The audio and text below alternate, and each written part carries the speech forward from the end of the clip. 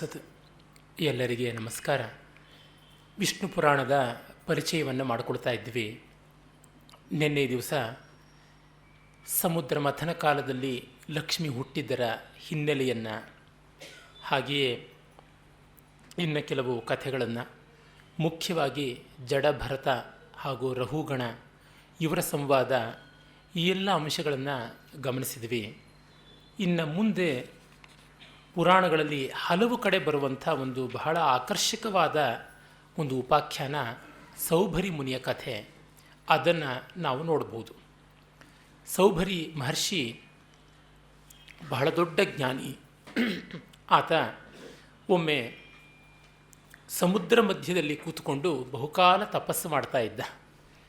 ಹಾಗೆ ತಪಸ್ಸು ಮಾಡ್ತಾ ಇದ್ದ ಮಹಾಮುನಿ ಎಷ್ಟು ತನ್ನೊಳಗೆ ತಾನೇ ಮಗ್ನನಾದ ಅಂದರೆ, ತನಗೂ ನೀರಿಗೂ ಪ್ರತ್ಯೇಕತೆ ಎನ್ನುವ ಭಾವವೇ ಬರದಷ್ಟು ಎಷ್ಟೋ ದಿವ್ಯ ಸಹಸ್ರ ವರ್ಷಗಳ ಕಾಲ ತಪಸ್ಸು ಮಾಡ್ತಿದ್ದ. ಆಗ ಇದ್ದಕ್ಕಿದ್ದಂತೆ ಒಂದು ಮೀನು ತನ್ನ ಕುಟುಂಬದ ಜೊತೆಗೆ, ಮಕ್ಕಳ ಜೊತೆಗೆ, ಪರಿವಾರದ ಜೊತೆಗೆ ಕೋಲಾಹಲವಾಗಿ ಓಡಾಡ್ತಾ ಇದ್ದದ್ದನ್ನು ನೋಡಿದನಂತೆ. ಒಂದು ಸಣ್ಣ ಮೀನು, ಅದಕ್ಕೊಂದು ಹೆಂಡತಿ, ಅದಕ್ಕೊಂದಷ್ಟು ಮಕ್ಕಳು, ಕುಟುಂಬ, ಹೀಗೆಲ್ಲ. ಈ ಮತ್ಸ್ಯ ಕುಟುಂಬ ಬಹಳ ವಿಸ್ತಾರವಾದಂಥದ್ದು. ನೂರಾರು ಮೊಟ್ಟೆಗಳಿಟ್ಟು ನೂರಾರು ಮರಿಗಳಾಗುತ್ತವೆ. ಈಚೆಗೆ ವಾಲ್ಟ್ ಡಿಸ್ನಿ ಪ್ರೊಡಕ್ಷನ್ನು ಫೈಂಡಿಂಗ್ ನೀಮೋ ಅಂತ ಒಂದು ಬಂದಿತ್ತು, 3D ಕಾರ್ಟೂನು, ಅನಿಮೇಷನ್ನು. ಅಂಥ ಉತ್ತಮ ಮಟ್ಟದ್ದಲ್ಲ ಅದು. ಆದರೆ ಅಲ್ಲಿ ಈ ಮೀನಿನ ಬದುಕನ್ನು ಒಂದು ರೀತಿ ಚೆನ್ನಾಗಿ ಚಿತ್ರಿಸಿದ ಪ್ರಯೋಜನ ಆಗಿದೆ. ಆ ಥರದ್ದು ಕಣ್ಣಿಗೆ ಬಹಳ ಫ್ಯಾಸಿನೇಷನ್ ಆಗುವಂಥದ್ದು, ಆಕರ್ಷಕವಾಗಿ ತೋರುವಂಥದ್ದು. ಅದನ್ನು ಕಂಡಾಗ ಇಂಥ ದೊಡ್ಡ ಮಹರ್ಷಿಗೆ ತನಗೂ ಈ ಥರದೊಂದು ಕುಟುಂಬ ಇರಬೇಕು, ತಾನೂ ಹೀಗಿದ್ದರೆ ಬಹಳ ಚೆನ್ನಾಗಿರುತ್ತೆ ಅನ್ನುವ ಭಾವ ಬಂದಿತು ಅಂತ. ಇದು ಮಾಯೆ. ಪುರಾಣಗಳಲ್ಲಿ ಇಂಥ ಕಥೆಗಳು ಮತ್ತೆ ಮತ್ತೆ ಬರುತ್ತವೆ. ಇಂಥ ದಿವ್ಯ ಸಂಪನ್ನರಿಗೂ ಕೂಡ, ತಪಸ್ಸಂಪನ್ನರಿಗೆ ಕೂಡ, ತತ್ವವೇತ್ತರಿಗೆ ಕೂಡ ಯಾವುದೋ ಒಂದು ಪ್ರಲೋಭನೆ, ಯಾವುದೋ ಒಂದು ಆಕರ್ಷಣೆ ಬರುವಂತೆ ಆಗುವುದು. ಅದನ್ನು ಸೌಭರಿ ಮುನಿಯಲ್ಲಿ ನಾವು ಕಾಣ್ತೀವಿ. ತತ್ಕ್ಷಣವೇ ಋಷಿಗಳದು ಎಲ್ಲ ವಿಷಯದಲ್ಲಿ ತೀವ್ರತೆ. ಅವರಿಗೆ ವೈರಾಗ್ಯವೂ ತೀವ್ರತೆ, ರಾಗವೂ ತೀವ್ರತೆಯೇ. ನೇರವಾಗಿ ಹೊರಟೇ ಬಿಡ್ತಾನೆ. ಅದು ಹೊರಟದ್ದು ಎಲ್ಲಿಗೆ? ಯವನಾಶ್ವ ಮಹಾರಾಜ, ಅವನ ಹತ್ತಿರಕ್ಕೆ ಹೋಗ್ತಾನೆ. ಯವನಾಶ್ವ ಮಹಾರಾಜನ ಮಗ ಮಾಂಧಾತನ ಹತ್ತಿರಕ್ಕೆ ಹೋಗ್ತಾನೆ. ಯವನಾಶ್ವನದು ಒಂದು ಆಕರ್ಷಕವಾದ ಕಥೆ. ಈ ಪುರಾಣಗಳಲ್ಲಿ ಒಂದು ಸ್ವಾರಸ್ಯ ಏನೆಂದರೆ, ಈ ಚೈನೀಸ್ ಬಾಕ್ಸ್ ಅಂತ ಏನು ಹೇಳ್ತಾರೆ, ಆ ತರಹ ಸ್ಟೋರಿ ವಿತಿನ್ ದಿ ಸ್ಟೋರಿ, ಒಂದು ಕಥೆಯೊಳಗೆ ಮತ್ತೊಂದು ಕಥೆ ಹೀಗೆ ಬರುವುದು. ಇದು ಅಪ್ಪಟ ಭಾರತೀಯ ತಂತ್ರ. ಭಾರತೀಯ ಕಥಾ ನಿರೂಪಣ ಪದ್ಧತಿಗಳಲ್ಲಿ ಒಂದು ವಿಶೇಷ ಏನೆಂದರೆ, ಅನೇಕ ಕಥೆಗಳನ್ನು ಒಂದರೊಳಗೊಂದು ಸೇರಿಸುವಂಥದ್ದು. ಅದಕ್ಕೆ ಬೃಹತ್ ಕಥೆ ಬಹಳ ದೊಡ್ಡ ನಿದರ್ಶನವಾಗಿ ನಿಂತಿದೆ. ಅದರ ಉಪಫಲಗಳಾಗಿ ಬಂದಿರತಕ್ಕಂಥ ಕಥಾಸಾಗರ ಇರ್ಬೋದು, ಬುಧಸ್ವಾಮಿಯ ಬೃಹತ್ ಕಥಾ ಶ್ಲೋಕ ಸಂಗ್ರಹ ಇರ್ಬೋದು, ಕ್ಷೇಮೇಂದ್ರನ ಬೃಹತ್ ಕಥಾ ಮಂಜರಿ ಇರಬಹುದು, ಆಮೇಲೆ ಪಂಚತಂತ್ರ, ಹಿತೋಪದೇಶ, ಈ ಥರದ್ದು ಬೇಕಾದಷ್ಟು ಕೃತಿಗಳಿವೆ. ಅವುಗಳಲ್ಲಿ ಹೀಗೆ ಕಾಣಿಸುತ್ತವೆ. ಅವೇ ವಿದೇಶಗಳಿಗೆಲ್ಲ ಹೋಗಿ ಬಗೆ ಬಗೆಯ ರೂಪ ತಾಳಿದವು. ಅರೇಬಿಯನ್ ನೈಟ್ಸ್ ಇರ್ಬೋದು, ಅದು ಇದೇ ಒಂದು ಕಥಾನಕದ ಪ್ರಭಾವ ಅಂತ ಸಂಶೋಧಕರು ಗುರುತಿಸಿದ್ದಾರೆ. ಪುರಾಣಗಳಲ್ಲಿ ಅದು ಸಹಜವಾಗಿ ಕಾಣುತ್ತದೆ. ಅಷ್ಟೇಕೆ ಮಹೇತಿಹಾಸವಾದಂತಹ ಮಹಾಭಾರತದಲ್ಲಿಯೇ ನಾವು ಮೊದಲ ಕಥೆ ಹೇಳಿದಂಥವರು ಮೊತ್ತ ಮೊದಲಿಗೆ ಇವರು ಭಾಗವತರು, ಪೌರಾಣಿಕರು, ಯಾರೋ ಅನಾಮಧೇಯರು. ಅವರು ಹೇಳ್ತಾರೆ, ಈ ದೀರ್ಘಸತ್ರವನ್ನು ಶೌನಕಾದಿ ಮುನಿಗಳು ಮಾಡುವಾಗ ಇವರು ಬಂದು ಉಗ್ರಶ್ರವ ಸೌತಿಗಳು ಬಂದು ಪುರಾಣವನ್ನು ಹೇಳಿದರು, ಮಹಾಭಾರತ ಇತಿಹಾಸವನ್ನು ಹೇಳಿದರು ಅಂತ. ಆಮೇಲೆ ಉಗ್ರಶ್ರವ ಸೌತಿ ಆತ ಬಂದುಬಿಟ್ಟು ಅದನ್ನು ಆರಂಭ ಮಾಡ್ತಾ ಜನಮೇಜಯನ ಸರ್ಪಯಾಗದ ಕಾಲದಲ್ಲಿ ವೈಶಂಪಾಯನರು ಹೇಳಿದಂಥದ್ದು ಅಂತ. ಮತ್ತು ವೈಶಂಪಾಯನರು ವೇದವ್ಯಾಸರು ಬರೆದದ್ದು ಅಂತ ಹೇಳೋದು. ವೇದವ್ಯಾಸರು ಆಯಾ ಪಾತ್ರಗಳು, ಆಯಾ ಭೂಮಿಕೆಗಳು, ಪ್ರಕೃತಿಗಳು ತಾವೇ ಮಾತನಾಡುವಂಥದ್ದು. ಈಗ ಭಗವಾನು ವಾಚ, ಅರ್ಜುನ ವಾಚ ಅಂತ ಹೇಳಿಕೊಂಡು ಕಥಾ ತಂತು ತಾನಾಗಿ ನಡೆಯುವಂಥದ್ದು. ಅದರೊಳಗಡೆ ಮತ್ತೆ ಬೇಕಾದಷ್ಟು ಕಥೆಗಳು. ಧರ್ಮರಾಜ ಒಂದು ಕಥೆ ಹೇಳಿದ್ರೆ, ಭೀಮ ಇನ್ನೊಂದು ಕಥೆ, ಬೃಹದಶ್ವ ಒಂದು ಹೇಳಿದ್ರೆ, ಮಾರ್ಕಂಡೇಯ ಒಂದು ಕಥೆ. ಅದರೊಳಗಡೆ ಮತ್ತೆ ವಿಭಾಗಗಳು. ಮಾರ್ಕಂಡೇಯ ಉದಾಹರಣೆಗೆ ಸಾವಿತ್ರಿಯ ಕಥೆಯನ್ನು ಹೇಳೋದಿದ್ರೆ, ಸಾವಿತ್ರಿ ಮತ್ತೆ ಇನ್ನು ಹಲವು ಉಪಾಖ್ಯಾನಗಳನ್ನು ಹೇಳುವಂಥದ್ದು ಈ ಥರ ಕಂಡು ಬರುತ್ತದೆ. ಹೌದು, ಅದೇ ಅರ್ಥದಲ್ಲಿಯೇ ಮಹಾಭಾರತ ಅಮೋಘವಾದಂಥದ್ದು. ಈ ಟೆಕ್ನಿಕ್ ಇದೆ. ಯವನಾಶ್ವ ಯಾರು ಮತ್ತೆ ಪ್ರಶ್ನೆಯನ್ನು ಕೇಳ್ತಾರೆ. ನಮ್ಮ ಪರಂಪರೆಯಲ್ಲಿ ಕೊನೆಗೆ ಪ್ರಶ್ನೆಗಳನ್ನು ಕೇಳೋದು ಅಂತಿಲ್ಲ. ಯಾವಾಗ ಸಂದೇಹ ಬರುತ್ತೋ ಆಗಿಂದಾಗಲೇ ಪ್ರಶ್ನೆ ಕೇಳಿ ಉತ್ತರವನ್ನು ಪಡೆದು ಸಂದೇಹ ನಿವೃತ್ತಿ ಮಾಡಿಕೊಳ್ಬೇಕು ಅಂತ. ಆ ದೃಷ್ಟಿಯಿಂದಲೇ ಇಲ್ಲಿ ಕಥಾನಕದ ಪ್ರಶ್ನೆ ಮೈತ್ರೇಯರು ಕೇಳ್ತಾರೆ, ಯಾರು ಆತ ಮಾಂಧಾತ, ಅವನ ಹಿನ್ನೆಲೆ ಏನು ಅಂತ. ಯವನಾಶ್ವ ಅಂತ ಮಹಾರಾಜ ಇದ್ದ. ಯಾರ ಕುದುರೆಗಳು ವೇಗವಾಗಿ ಓಡ್ತಾ ಇದ್ವೋ ಅಂಥ ಕುದುರೆಗಳುಳ್ಳ ರಾಜ ಯವನಾಶ್ವ ಅಂತ. ಯವನ ಜವನ ಅಂತಂದರೆ ವೇಗವಾಗಿ ಓಡುವಂಥದ್ದು ಅಂತ ಒಂದರ್ಥ. ಮತ್ತು ಇನ್ನೊಂದು, ಈ ಪಾರಸೀಕಾಶ್ವಗಳು, ಈ ಅರೇಬಿಯನ್ ಹಾರ್ಸಸ್ ಅಂತ ಹೇಳ್ತಾರಲ್ಲ ಹಾಗೆ ಅಂತ. ಆ ಕಾಲದಲ್ಲಿ ಅರೇಬಿಯಾನೂ ಇರಲಿಲ್ಲ, ಪರ್ಷಿಯಾನೂ ಇರಲಿಲ್ಲ, ಇವೆಲ್ಲ ಭಾರತವೇ ಆಗಿತ್ತು. ಹಾಗಾಗಿ ಅದು ಯಯಾತಿಯ ಒಬ್ಬ ಮಗನಾದ ಅವನು ಅವನ ಪರಿವಾರದವರು ಆಚೆಗೆ ಬೆಳೆದು ಹೋದ ಮೇಲೆ ಆದಂಥ ಅಯೋನಿಯನ್ ಅಂತ ಯಾವುದಿದೆ, ಆನವ ಅಂತ, ಆ ದೇಶಕ್ಕೆ ಸಂಬಂಧಪಟ್ಟಿದ್ದು ಅಂತ ಇತಿಹಾಸಜ್ಞರು ಗುರುತಿಸಿದ್ದಾರೆ. ಇರಲಿ, ಯವನ ಅನ್ನೋದಕ್ಕೆ ಜವನ, ವೇಗ ಅನ್ನುವ ಅರ್ಥ ಇರೋದರಿಂದ ಒಳ್ಳೆಯ ವೇಗದ ಅಶ್ವಗಳನ್ನು, ಚೆನ್ನಾಗಿ ಪಟುವಾದ ಅಶ್ವಗಳನ್ನು ಇಟ್ಕೊಂಡಿದ್ದ. ಆ ಮಹಾರಾಜ ಪುತ್ರ ಸಂತಾನ ಇಲ್ಲದೆ ತುಂಬ ಒದ್ದಾಡ್ತಾ ಇದ್ದ. ಆ ಸಂದರ್ಭದಲ್ಲಿ ಕೆಲವು ಪುರಾಣಗಳಲ್ಲಿ ಚ್ಯವನ ಮಹರ್ಷಿಯ ಅನುಗ್ರಹದಿಂದ ಅವನೊಂದು ಯಜ್ಞವನ್ನು ಮಾಡ್ದ, ಪುತ್ರಕಾಮೇಷ್ಟಿಯನ್ನು ಮಾಡ್ದ ಅಂತ. ಇನ್ನು ಕೆಲವು ಪುರಾಣಗಳಲ್ಲಿ, ಉದಾಹರಣೆಗೆ ವಿಷ್ಣು ಪುರಾಣದಲ್ಲಿ ಬೇರೆ ಬೇರೆ ಋತ್ವಿಜರು ಸೇರಿ ಮಾಡಿಸಿದ್ದು ಅಂತ. ಆಮೇಲೆ ಆ ಮಂತ್ರಪೂತವಾದ ಕುಂಭ ಅದನ್ನು ಒಂದು ಕಡೆ ಇಟ್ಟಿರ್ತಾರೆ. ಮರುದಿವಸ ರಾಣಿ ಕುಡಿಯಬೇಕಾಗಿರುತ್ತೆ ಅದನ್ನು. ರಾಮಾಯಣದಲ್ಲಿದ್ದಂತೆ ಪುತ್ರಕಾಮೇಷ್ಟಿ ಯಾಗದಲ್ಲಿ ಹವಿರ್ಭಾಗ ಸ್ವೀಕರಿಸಿದ ಅಗ್ನಿಯಿಂದಲೇ ಒಬ್ಬ ದಿವ್ಯ ಪುರುಷ ಬಂದು ಪಾಯಸ ಭಾಂಡವನ್ನು ಕೊಟ್ಟ ಅನ್ನುವಂಥದ್ದಲ್ಲ. ಒಂದು ಮಂತ್ರಪೂತವಾದ ಒಂದು ಕುಂಭ, ಆ ಜಲವನ್ನು ಪ್ರಾಶನ ಮಾಡಬೇಕು, ಅದನ್ನು ಕುಡಿಯಬೇಕು ಅಂತ. ಅದು ಮರುದಿವಸ ಕುಡಿಯಬೇಕಾಗಿರುತ್ತೆ. ಮರುದಿವಸ ಯಜ್ಞ ಅಂತ ಅಂದರೆ ಅವಭೃತೇಷ್ಟಿ ಆದಮೇಲೆ ಅದನ್ನು ಪ್ರಾಶನ ಮಾಡಬೇಕು ಅಂತ. ಆದರೆ ಇವನು ಹಿಂದಿನ ರಾತ್ರಿ ಯಜ್ಞಶಾಲೆಯಲ್ಲೇ ಮಲಗಿರಬೇಕಲ್ವ. ರಾಜ ಯಜಮಾನನಾದ್ದರಿಂದ ದೀಕ್ಷಿತ, ಅವನು ಆ ಪ್ರಾಗ್ವಂಶ ಅಂತ ಹೇಳ್ತಾರೆ ಯಜ್ಞಶಾಲೆಯ ಆವರಣ, ಅದರಿಂದ ಆಚೆಗೆ ಅವನು ಹೋಗುವ ಹಾಗೆ ಇಲ್ಲ. ಅವನ ಹೆಂಡತಿ ಪ್ರಾಗ್ವಂಶ, ಅದು ತಪ್ಪಿದ್ರೆ ಪತ್ನಿಶಾಲಾ ಅಂತ ಮತ್ತೊಂದು ಕ್ವಾರ್ಟರ್ ಇರುತ್ತೆ, ಒಂದು ಮೂಲೆಯ ಜಾಗ, ಅಲ್ಲಿ ಬಿಟ್ಟು ಬೇರೆ ಕಡೆಗೆಲ್ಲೂ ಹೋಗುವ ಹಾಗಿಲ್ಲ ಅಂತ. ಅವನಲ್ಲಿ ಋತ್ವಿಜರು ಎಲ್ಲರೂ ಮಲಗಿದ್ದಾರೆ, ಇವನು ಮಲಗಿದ್ದಾನೆ. ರಾತ್ರಿ ಬಾಯಾರಿಕೆ ಆಗಿದೆ, ನೀರಿಗೆಲ್ಲ ಕಡೆ ಓಡಾಡಿದ್ದಾನೆ, ಸಿಕ್ಕಿಲ್ಲ. ಆ ಪವಿತ್ರ ಕುಂಭ ಅಲ್ಲಿರ್ತಕ್ಕಂಥ ಜಲ ಮಂತ್ರಪೂತವಾದದ್ದು ಯಾವುದಿದೆ ಅದನ್ನು ಕುಡಿದು ಬಿಟ್ಟ. ಬೆಳಗಾಗಿ ಎದ್ದು ಬ್ರಾಹ್ಮಣರು ಋತ್ವಿಜರು ಅವಭೃತ ಮಾಡಿಸಿ ಎಲ್ಲಿ ಈ ಜಲ ಅಂತ ಕೇಳಿದ್ರೆ ಇವನು ತಾನು ಕುಡಿದಿದ್ದೀನಿ ಅಂತ ಹೇಳ್ತಾನೆ. ಆಗ ಅಯ್ಯೋ ಎಂಥ ಕಥೆಯಾಯಿತು, ನೀನು ಗರ್ಭ ತಾಳ್ತೀಯ, ಇದರಿಂದ ರಾಣಿಗೆ ಗರ್ಭ ಆಗುವುದಕ್ಕೆ ಬದಲಾಗಿ ನಿನಗಾಗುತ್ತೆ ಅಂತ. ಏನು ಮಾಡೋದು? ಆಯಿತು, ಅವನು ಗರ್ಭ ತಾಳಿದ, ಅವನ ಹೊಟ್ಟೆಯನ್ನು ಸೀಳಿಕೊಂಡೇ ಮಗ ಬರಬೇಕಾಯಿತು. ಆಗ ಇಂದ್ರ ಅವನ ಒಂದು ಚಿನ್ನವಾದಂಥ ಉದರವನ್ನು ಮುಚ್ಚಿಸಿ, ಮತ್ತು ಈ ಹುಡುಗನಿಗೆ ಹುಟ್ಟಿದ ಮಗುವಿಗೆ ಹಾಲು ಯಾರು ಕೊಡುವಂಥದ್ದು? ಆಗ ತನ್ನ ಬೆರಳನ್ನೇ ಅವನ ಬಾಯಿಗಿಟ್ಟು ಇದನ್ನು ದಯ, ಅಂಗುಲಿನ್ ದಯ ಮಾಂ ದಯ ಅಂತಂದನಂತೆ. ಅಂತಂದರೆ ದಯ ಅಂದರೆ ಹಾಲು ಕುಡಿ, ಹೀರುಕೋ ಅನ್ನುವಂಥ ಅರ್ಥ. ಹಾಗಾಗಿ ಮಾಂಧಾತ ಅನ್ನುವಂಥ ಹೆಸರು ಬಂತು ಅವನಿಗೆ. ಅವನು ಕೃತಯುಗಕ್ಕೆ ಅಲಂಕಾರಪ್ರಾಯನಾಗಿರ್ತಕ್ಕಂಥ ಮಹಾರಾಜ, ಮಹನೀಯನಾದವನು, ಬಹಳ ಪರಾಕ್ರಮಶಾಲಿಯಾದವನು. ಋಗ್ವೇದದಲ್ಲಿಯೇ ಅವನ ಪ್ರಶಂಸೆ ಪ್ರಸ್ತಾವಗಳು ಕಾಣಿಸುತ್ತವೆ. ಇಂಥ ರಾಜನ ಅರಮನೆಗೆ ಹೋಗ್ತಾನೆ. ಅವನಿಗೆ 3 ಜನ ಗಂಡು ಮಕ್ಕಳು, 50 ಜನ ಅತ್ಯಂತ ಸುಂದರಿಯರಾದ ಪುತ್ರಿಯರಿದ್ದರು ಅಂತ. ಪುರಾಣಗಳಲ್ಲಿ ಸಂಖ್ಯೆಯ ಬಗ್ಗೆ ಸಂಕೋಚವೇ ಇಲ್ಲ, ಧಾರಾಳವಾಗಿ. ಇದು ಕಡಿಮೆ ಅಂತಂದಬೇಕು. ಅದು ಬಿಟ್ಟು ಕುಶನಾಭ ಅಂತ ವಿಶ್ವಾಮಿತ್ರನ ಪೂರ್ವಿಕ, ಅವರಿಗೆಲ್ಲ ಇದ್ದಂಥ ಮಕ್ಕಳೆಲ್ಲ ಸಂಖ್ಯೆಗಳನ್ನು ಲೆಕ್ಕ ಹಾಕಿದ್ರೆ, ಯಾಕೆ ನಮ್ಮ ಸಗರ ಅವನ ಮಕ್ಕಳು 60,000, ಇವೆಲ್ಲ ಲೆಕ್ಕ ಹಾಕಿದ್ರೆ ಈ ಅಸ್ಟ್ರಾಮಿಕಲ್ ಫಿಗರ್ಸ್ ಅಂತ ಆಗಿಬಿಡುತ್ತೆ. ಪರಿಣಾಮ ಆಗಬೇಕು ಅಂತಷ್ಟೇ. ಅಂದರೆ ಈ ದೃಷ್ಟಿಯಿಂದ ನೋಡಿದಾಗ ಎಷ್ಟು ತೀವ್ರತೆ ಅನ್ನುವುದು ಗೊತ್ತಾಗಬೇಕು. ಆ ಪರಿಣಾಮಕ್ಕಾಗಿ ಇವನ್ನೆಲ್ಲವನ್ನು ಬಳಸ್ತಾರೆ. ಭಾರತೀಯ ಚಿತ್ರ, ಶಿಲ್ಪ, ಕಾವ್ಯ ಇವುಗಳಲ್ಲೆಲ್ಲ ಈ ದೃಷ್ಟಿ ಅಡಗಿರ್ತಕ್ಕಂಥದ್ದು. ಆ ಪರಿಣಾಮದ ಮಹತ್ವಕ್ಕಾಗಿ ಈ ರೀತಿಯಾದ ಅಲೌಕಿಕ, ಅವಾಸ್ತವ ಅನ್ನುವುಗಳನ್ನೆಲ್ಲ ಮಾಡ್ತಾರೆ. ಅದೇ ತರಹ ಮಾಂಧಾತನ ಅರಮನೆಗೆ ಸೌಭರಿ ಮುನಿ ಬರ್ತಾನೆ. ಬಂದು ಹಿಂದು ಮುಂದು ಇಲ್ಲದೆ ನೀನು ಯಾರನ್ನ ಏನು ಕೇಳುವಂತೆ ಬಂದರೂ ಕೂಡ ಅನುಗ್ರಹ ಮಾಡ್ತೀಯ ಅಂತ ಗೊತ್ತಿದೆ, ಹಾಗಾಗಿ ಕನ್ಯಾರ್ಥಿಯಾಗಿ ತಾನು ಬಂದಿರೋದು ಅಂತಂತಾನೆ.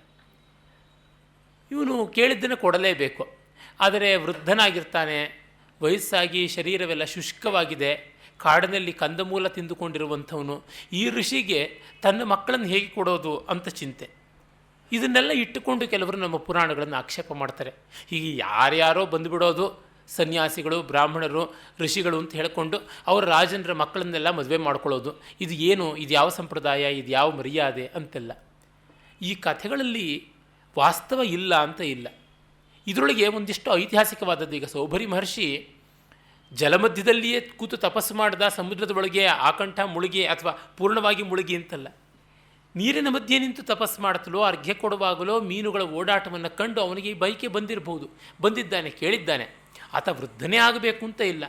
ಪುರಾಣದಲ್ಲಿ ಅತಿಶಯ ಮಾಡೋದಕ್ಕೆ ಇವನ್ನೆಲ್ಲ ಬಳಸುವಂಥದ್ದಾಗಿರಬಹುದು. ಮತ್ತು ನಮ್ಮ ಪ್ರಾಚೀನ ಭಾರತದಲ್ಲಿ ಕ್ಷಾತ್ರ, ಬ್ರಾಹ್ಮ ಇತ್ಯಾದಿ ವರ್ಣಗಳೆಲ್ಲ ಹಿಂದೆ ಪರಸ್ಪರ ಕೊಡುಕೊಳ್ಳುವಿಕೆ ಇದ್ದದ್ದೇ ಹೌದು. ಅಲ್ಲಿಂದ ಇಲ್ಲಿಗೆ ಬರೋದು, ಇಲ್ಲಿಂದ ಅಲ್ಲಿಗೆ ಹೋಗೋದು ಬೇಕಾದಷ್ಟು ಇತ್ತು. ಯಾವಾಗ ಸಮಾಜ ಸಂಕೀರ್ಣವಾಗ್ತಾ ಬಂತೋ ಆಗ ವಿಭಾಗಗಳು ಹೆಚ್ಚಾಯಿತು. ಆ ಮುನ್ನ ಹಾಗಿಲ್ಲ. ಇಡೀ ಪುರಾಣದ ರಾಜವಂಶ, ಋಷಿವಂಶಗಳಲ್ಲಿ ನೋಡಿದ್ರೆ ಅಲ್ಲಿಂದ ಇಲ್ಲಿಗೆ, ಇಲ್ಲಿಂದ ಅಲ್ಲಿಗೆ ಬಂದಿದ್ದರ ನೂರಾರು ನಿದರ್ಶನಗಳು, ನೂರಾರು ಕೇಸುಗಳು ಅಂತಿವೆಲ್ಲ ಅಷ್ಟು ಕಾಣಿಸುತ್ತವೆ. ಅದನ್ನು ಯಾರೂ ಅನ್ಯಥಾ ಸ್ವೀಕರಿಸಬಾರದು. ಆ ಕಾಲದ ಧರ್ಮ, ಆ ಕಾಲದ ರೀತಿ ಆಗಿತ್ತು. ಸರಳವಾಗಿರ್ತಕ್ಕಂಥ ಜೀವನ ಪ್ರಕ್ರಿಯೆ ಅದಾಗಿತ್ತು. ಈಗ ಅಂದರೆ ಆಮೇಲೆ ಸಂಕೀರ್ಣವಾದ ಕಾರಣ ಎಲ್ಲ ವಿಭಾಗಗಳು ಬೆಳೀತಾ ಬಂದವು. ನಮಗೆ ಗೊತ್ತಿದೆ, ಈಗ ಒಂದು ಶಾಲೆಯಲ್ಲಿ, ಆಮೇಲೆ ಕಾಲೇಜಿನಲ್ಲಿ ಮತ್ತು ಯೂನಿವರ್ಸಿಟಿನಲ್ಲಿ ಯಾವ ಥರ ಡಿಪಾರ್ಟ್ಮೆಂಟ್ಗಳಾಗುತ್ತವೆ ಅಂತ. ಶಾಲೆಯಲ್ಲಿ ಯಾವ ಟೀಚರು ಫಿಸಿಕ್ಸನ್ನು ಪಾಠ ಮಾಡ್ತಾರೋ ಅವರೇ ಕೆಮಿಸ್ಟ್ರಿಯನ್ನು ಪಾಠ ಮಾಡ್ತಾರೆ. ಹೈಸ್ಕೂಲ್ನಲ್ಲಿ, ಮಿಡ್ಲ್ ಸ್ಕೂಲ್ನಲ್ಲಿ ಯಾರು ಫಿಸಿಕ್ಸು ಕೆಮಿಸ್ಟ್ರಿ ಪಾಠ ಮಾಡ್ತಾರೋ ಅವರೇ ಬಯಾಲಜಿನೂ ಪಾಠ ಮಾಡ್ತಾರೆ. ಅದೇ ಹೈಸ್ಕೂಲಿಗೆ ಬಂದಾಗ ಬಯಾಲಜಿಗೆ ಬೇರೆ ಟೀಚರ್ ಇರ್ತಾರೆ, ಫಿಸಿಕ್ಸು ಕೆಮಿಸ್ಟ್ರಿ ಮಾಡೋರು ಒಬ್ಬರೇ ಆಗಿರ್ತಾರೆ. ಆಮೇಲೆ ಮತ್ತು ಮೇಲಕ್ಕೆ ಪ್ರಿ ಯೂನಿವರ್ಸಿಟಿ ಕಾಲೇಜಿಗೆ ಬಂದರೆ, ಪದವಿ ಪೂರ್ವ ಶಿಕ್ಷಣಕ್ಕೆ ಬಂದರೆ ಅಲ್ಲಿ ಫಿಸಿಕ್ಸ್ನವ್ರು ಬೇರೆ, ಕೆಮಿಸ್ಟ್ರಿನವ್ರು ಬೇರೆ, ಬಾಟ್ನಿನವ್ರು ಬೇರೆ, ಜುವಾಲಜಿನವ್ರು ಬೇರೆ ಅಂತ ಆಗ್ತಾರೆ. ಇನ್ನು ಮುಂದೆ ಪದವಿ ಮತ್ತು ಸ್ನಾತಕೋತ್ತರ ಅಲ್ಲಿಗೆ ಬಂದರೆ ಆ ಫಿಸಿಕ್ಸ್ನಲ್ಲಿ ಕ್ಲಾಸಿಕಲ್ ಫಿಸಿಕ್ಸ್ನವರೇ ಬೇರೆ ಇರ್ತಾರೆ, ಮಾಡರ್ನ್ ಫಿಸಿಕ್ಸ್ನವರೇ ಬೇರೆ ಇರ್ತಾರೆ. ಕೆಮಿಸ್ಟ್ರಿ ಒಳಗೂ ಹಾಗೆ ಇನಾರ್ಗ್ಯಾನಿಕ್ ಕೆಮಿಸ್ಟ್ರಿನವ್ರು ಬೇರೆ, ಫಿಸಿಕಲ್ ಕೆಮಿಸ್ಟ್ರಿನವ್ರು ಬೇರೆ ಇರ್ತಾರೆ. ಆಮೇಲಿಂದ ಇದು ಆರ್ಗ್ಯಾನಿಕ್ ಕೆಮಿಸ್ಟ್ರಿನವರು ಅದು ಬೇರೆಯೇ ಆಗಿರುತ್ತೆ. ಹೀಗೆ ಒಂದೊಂದು ವಿಭಾಗ ಕ್ರಮ ಬೆಳವಣಿಗೆ ಆಗ್ತಿದ್ದಂತೆ ಕಂಪಾರ್ಟ್ಮೆಂಟ್ ಆಯಿತು. ನೋಡಿದ್ರೆ ಇಲ್ಲೆಲ್ಲ ವೈಷಮ್ಯ ಬಂದುಬಿಡ್ತು ಅಂತ ಹೇಳೋದಕ್ಕೆ ಅಗತ್ಯ. ಮೊದಲು ಒಬ್ಬರೇ ಎಲ್ಲ ಮಾಡ್ತಾ ಇದ್ದಿದ್ದು, ಆಮೇಲೆ ಎಲ್ಲರೂ ಮಾಡೋಕ್ಕಾಗದಿದ್ದಕ್ಕೆ ಸರಳತೆ. ಮಕ್ಕಳಿಗೆ ಸ್ಕೂಲ್ನವರಿಗೆ, ಮಿಡ್ಲ್ ಸ್ಕೂಲ್ನವ್ರಿಗೆ, ಹೈಸ್ಕೂಲ್ನವರಿಗೆ ಸರಳವಾಗಿ ಸುಲಭವಾಗಿ ಹೇಳ್ಬೋದಾದದ್ದು. ಹೆಚ್ಚಿನ ವಿವರಗಳಿಲ್ಲ. ಡೀಟೇಲ್ಸ್ ವಿವರಗಳಿಗೆ ಹೋದಾಗಲೇ ದೊಡ್ಡ ಕಷ್ಟ ಬರುತ್ತೆ.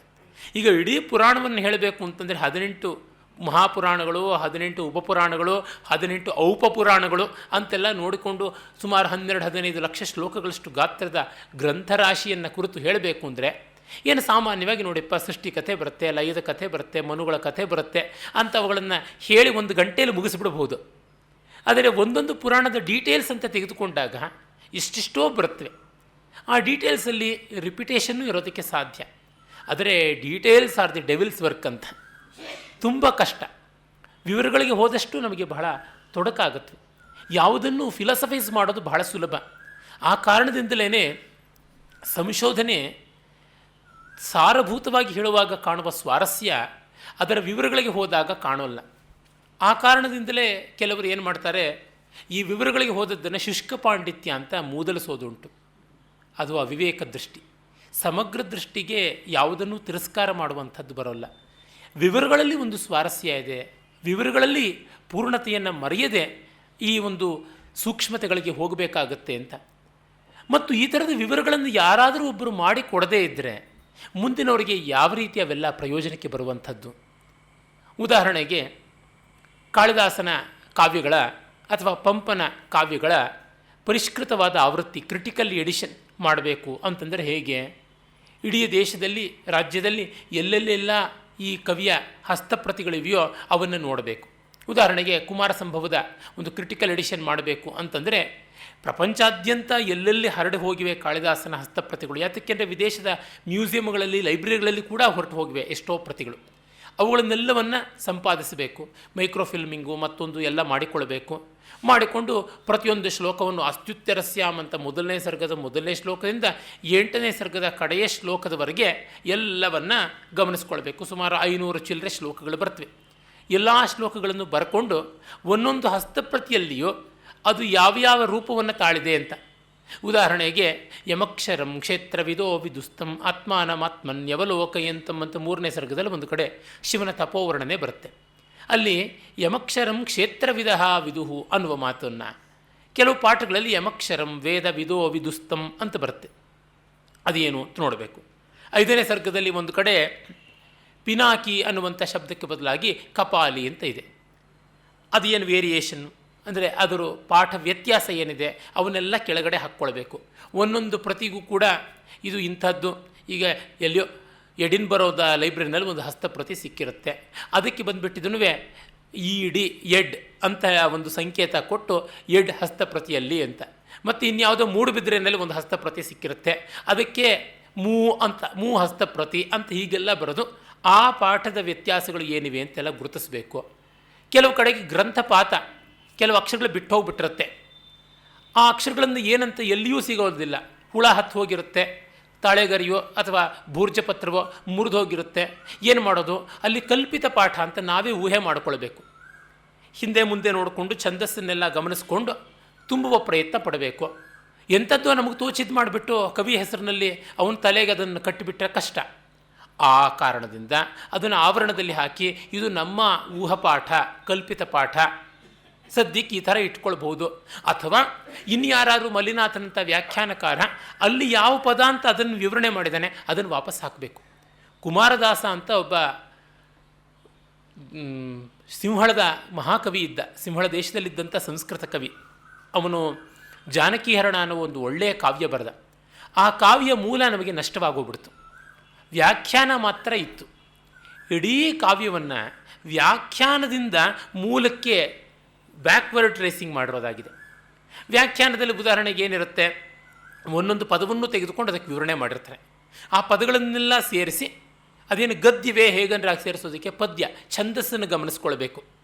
ಈ ಪದಗಳನ್ನು ಈ ಛಂದಸ್ಸಿನಲ್ಲಿ ಯಾವ ರೀತಿ ಜೋಡಿಸಬೇಕು ಅಂತ ಹಾಗೆ ಜೋಡಿಸಿ ರಿಕನ್ಸ್ಟ್ರಕ್ಟ್ ಮಾಡಿರುವಂಥದ್ದು. ಅಷ್ಟೇಕೆ ಭಟ್ಟನಾಯಕ ಅಂತ ಒಬ್ಬ ಇದ್ದ, ಅವನ ಹೃದಯದರ್ಪಣ ಅನ್ನೋ ಒಂದು ಗ್ರಂಥ ಶಾಶ್ವತವಾಗಿ ನಾಶವೇ ಆಗೋಗ್ಬಿಡ್ತು. ಅದನ್ನು ಬೇರೆ ಬೇರೆ ಕಡೆಯವರು ಕೋಟ್ ಮಾಡಿದ್ದಾರೆ, ಬೇರೆ ಬೇರೆ ಗ್ರಂಥಗಳಲ್ಲಿ ಉಲ್ಲೇಖಿಸಿದ್ದಾರೆ. ಆ ಉಲ್ಲೇಖ ಮಾಡಿರೋ ಗ್ರಂಥಗಳು ಯಾವ್ಯಾವುದೆಲ್ಲ ಇವೆ ತೆಗೆದುಕೊಂಡು ಹೋಗಿ ಆ ತುಂಡು ತುಣುಕು ಎಲ್ಲ ತೊಗೊಂಡೋಗಿ ಮತ್ತೆ ಅಸೆಂಬ್ಲಿ ಮಾಡಿ ಇಟ್ಟಿರ್ತಕ್ಕಂಥದ್ದು. ಈಗ ಉತ್ಖನನ ಮಾಡುವಾಗ ಒಂದು ಮಡಕೆಯೋ ಅಥವಾ ಒಂದು ಕುಡುಕಿಯೋ ಇಲ್ಲವೇ ಒಂದು ರಥವೋ ತುಂಡು ತುಂಡಾಗಿ ನಮಗೆ ಭೂಮಿ ಒಳಗೆ ಸಿಕ್ಕಿದ್ರೆ ಆ ತುಂಡುಗಳನ್ನೆಲ್ಲ ತೆಗೆದುಕೊಂಡು ಅಂಟಿಸಿ ಒಂದು ಆಕಾರಕ್ಕೆ ಮಾಡಿ ಪುರಾತತ್ವವಿದರು ಆರ್ಕಿಯಾಲಜಿಸ್ಟ್ ಮಾಡೋದಿಲ್ವೇ ಆ ಥರ ಮಾಡುವಂಥದ್ದು. ಇದರೊಳಗೆಲ್ಲ ಏನು ದರ್ಶನ ಇದೆ, ಏನು ಇನ್ಸೈಟ್ ಇದೆ, ಮಣ್ಣಿದೆ, ಮಸಿ ಇದೆ ಅಂತ ಹೇಳ್ಬಿಟ್ಟು ಇವ್ರಿಗೆಲ್ಲ ಗೂಬೆ ಕೂಡಿಸ್ಬಹುದು. ಆದರೆ ಮುಂದೆ ಇವರು ಇದರೊಳಗಿರ್ತಕ್ಕಂಥ ಉಪ್ಪಿನಕಾಯಿ ಬದನೆಕಾಯಿ ಇನ್ಸೈಟನ್ನೆಲ್ಲ ನೋಡೋದಕ್ಕೆ ಆ ಪರಿಷ್ಕೃತ ಪಾಠವನ್ನು ತಯಾರು ಮಾಡಿದ್ರಲ್ಲ. ಗೋಡೆ ಇದ್ದರೆ ಚಿತ್ತಾರ, ಗೋಡೆಯನ್ನು ಕಟ್ಟಿದವರು ಅವರು ದೊಡ್ಡವರಲ್ವೇ. ಅಭಿನವ್ ಗುಪ್ತ ಅದಕ್ಕೆ ಹೇಳ್ತಾನೆ, ಚಿತ್ರಂ ನಿರಾಲಂಬನಮೇವ ಮನ್ಯೆ.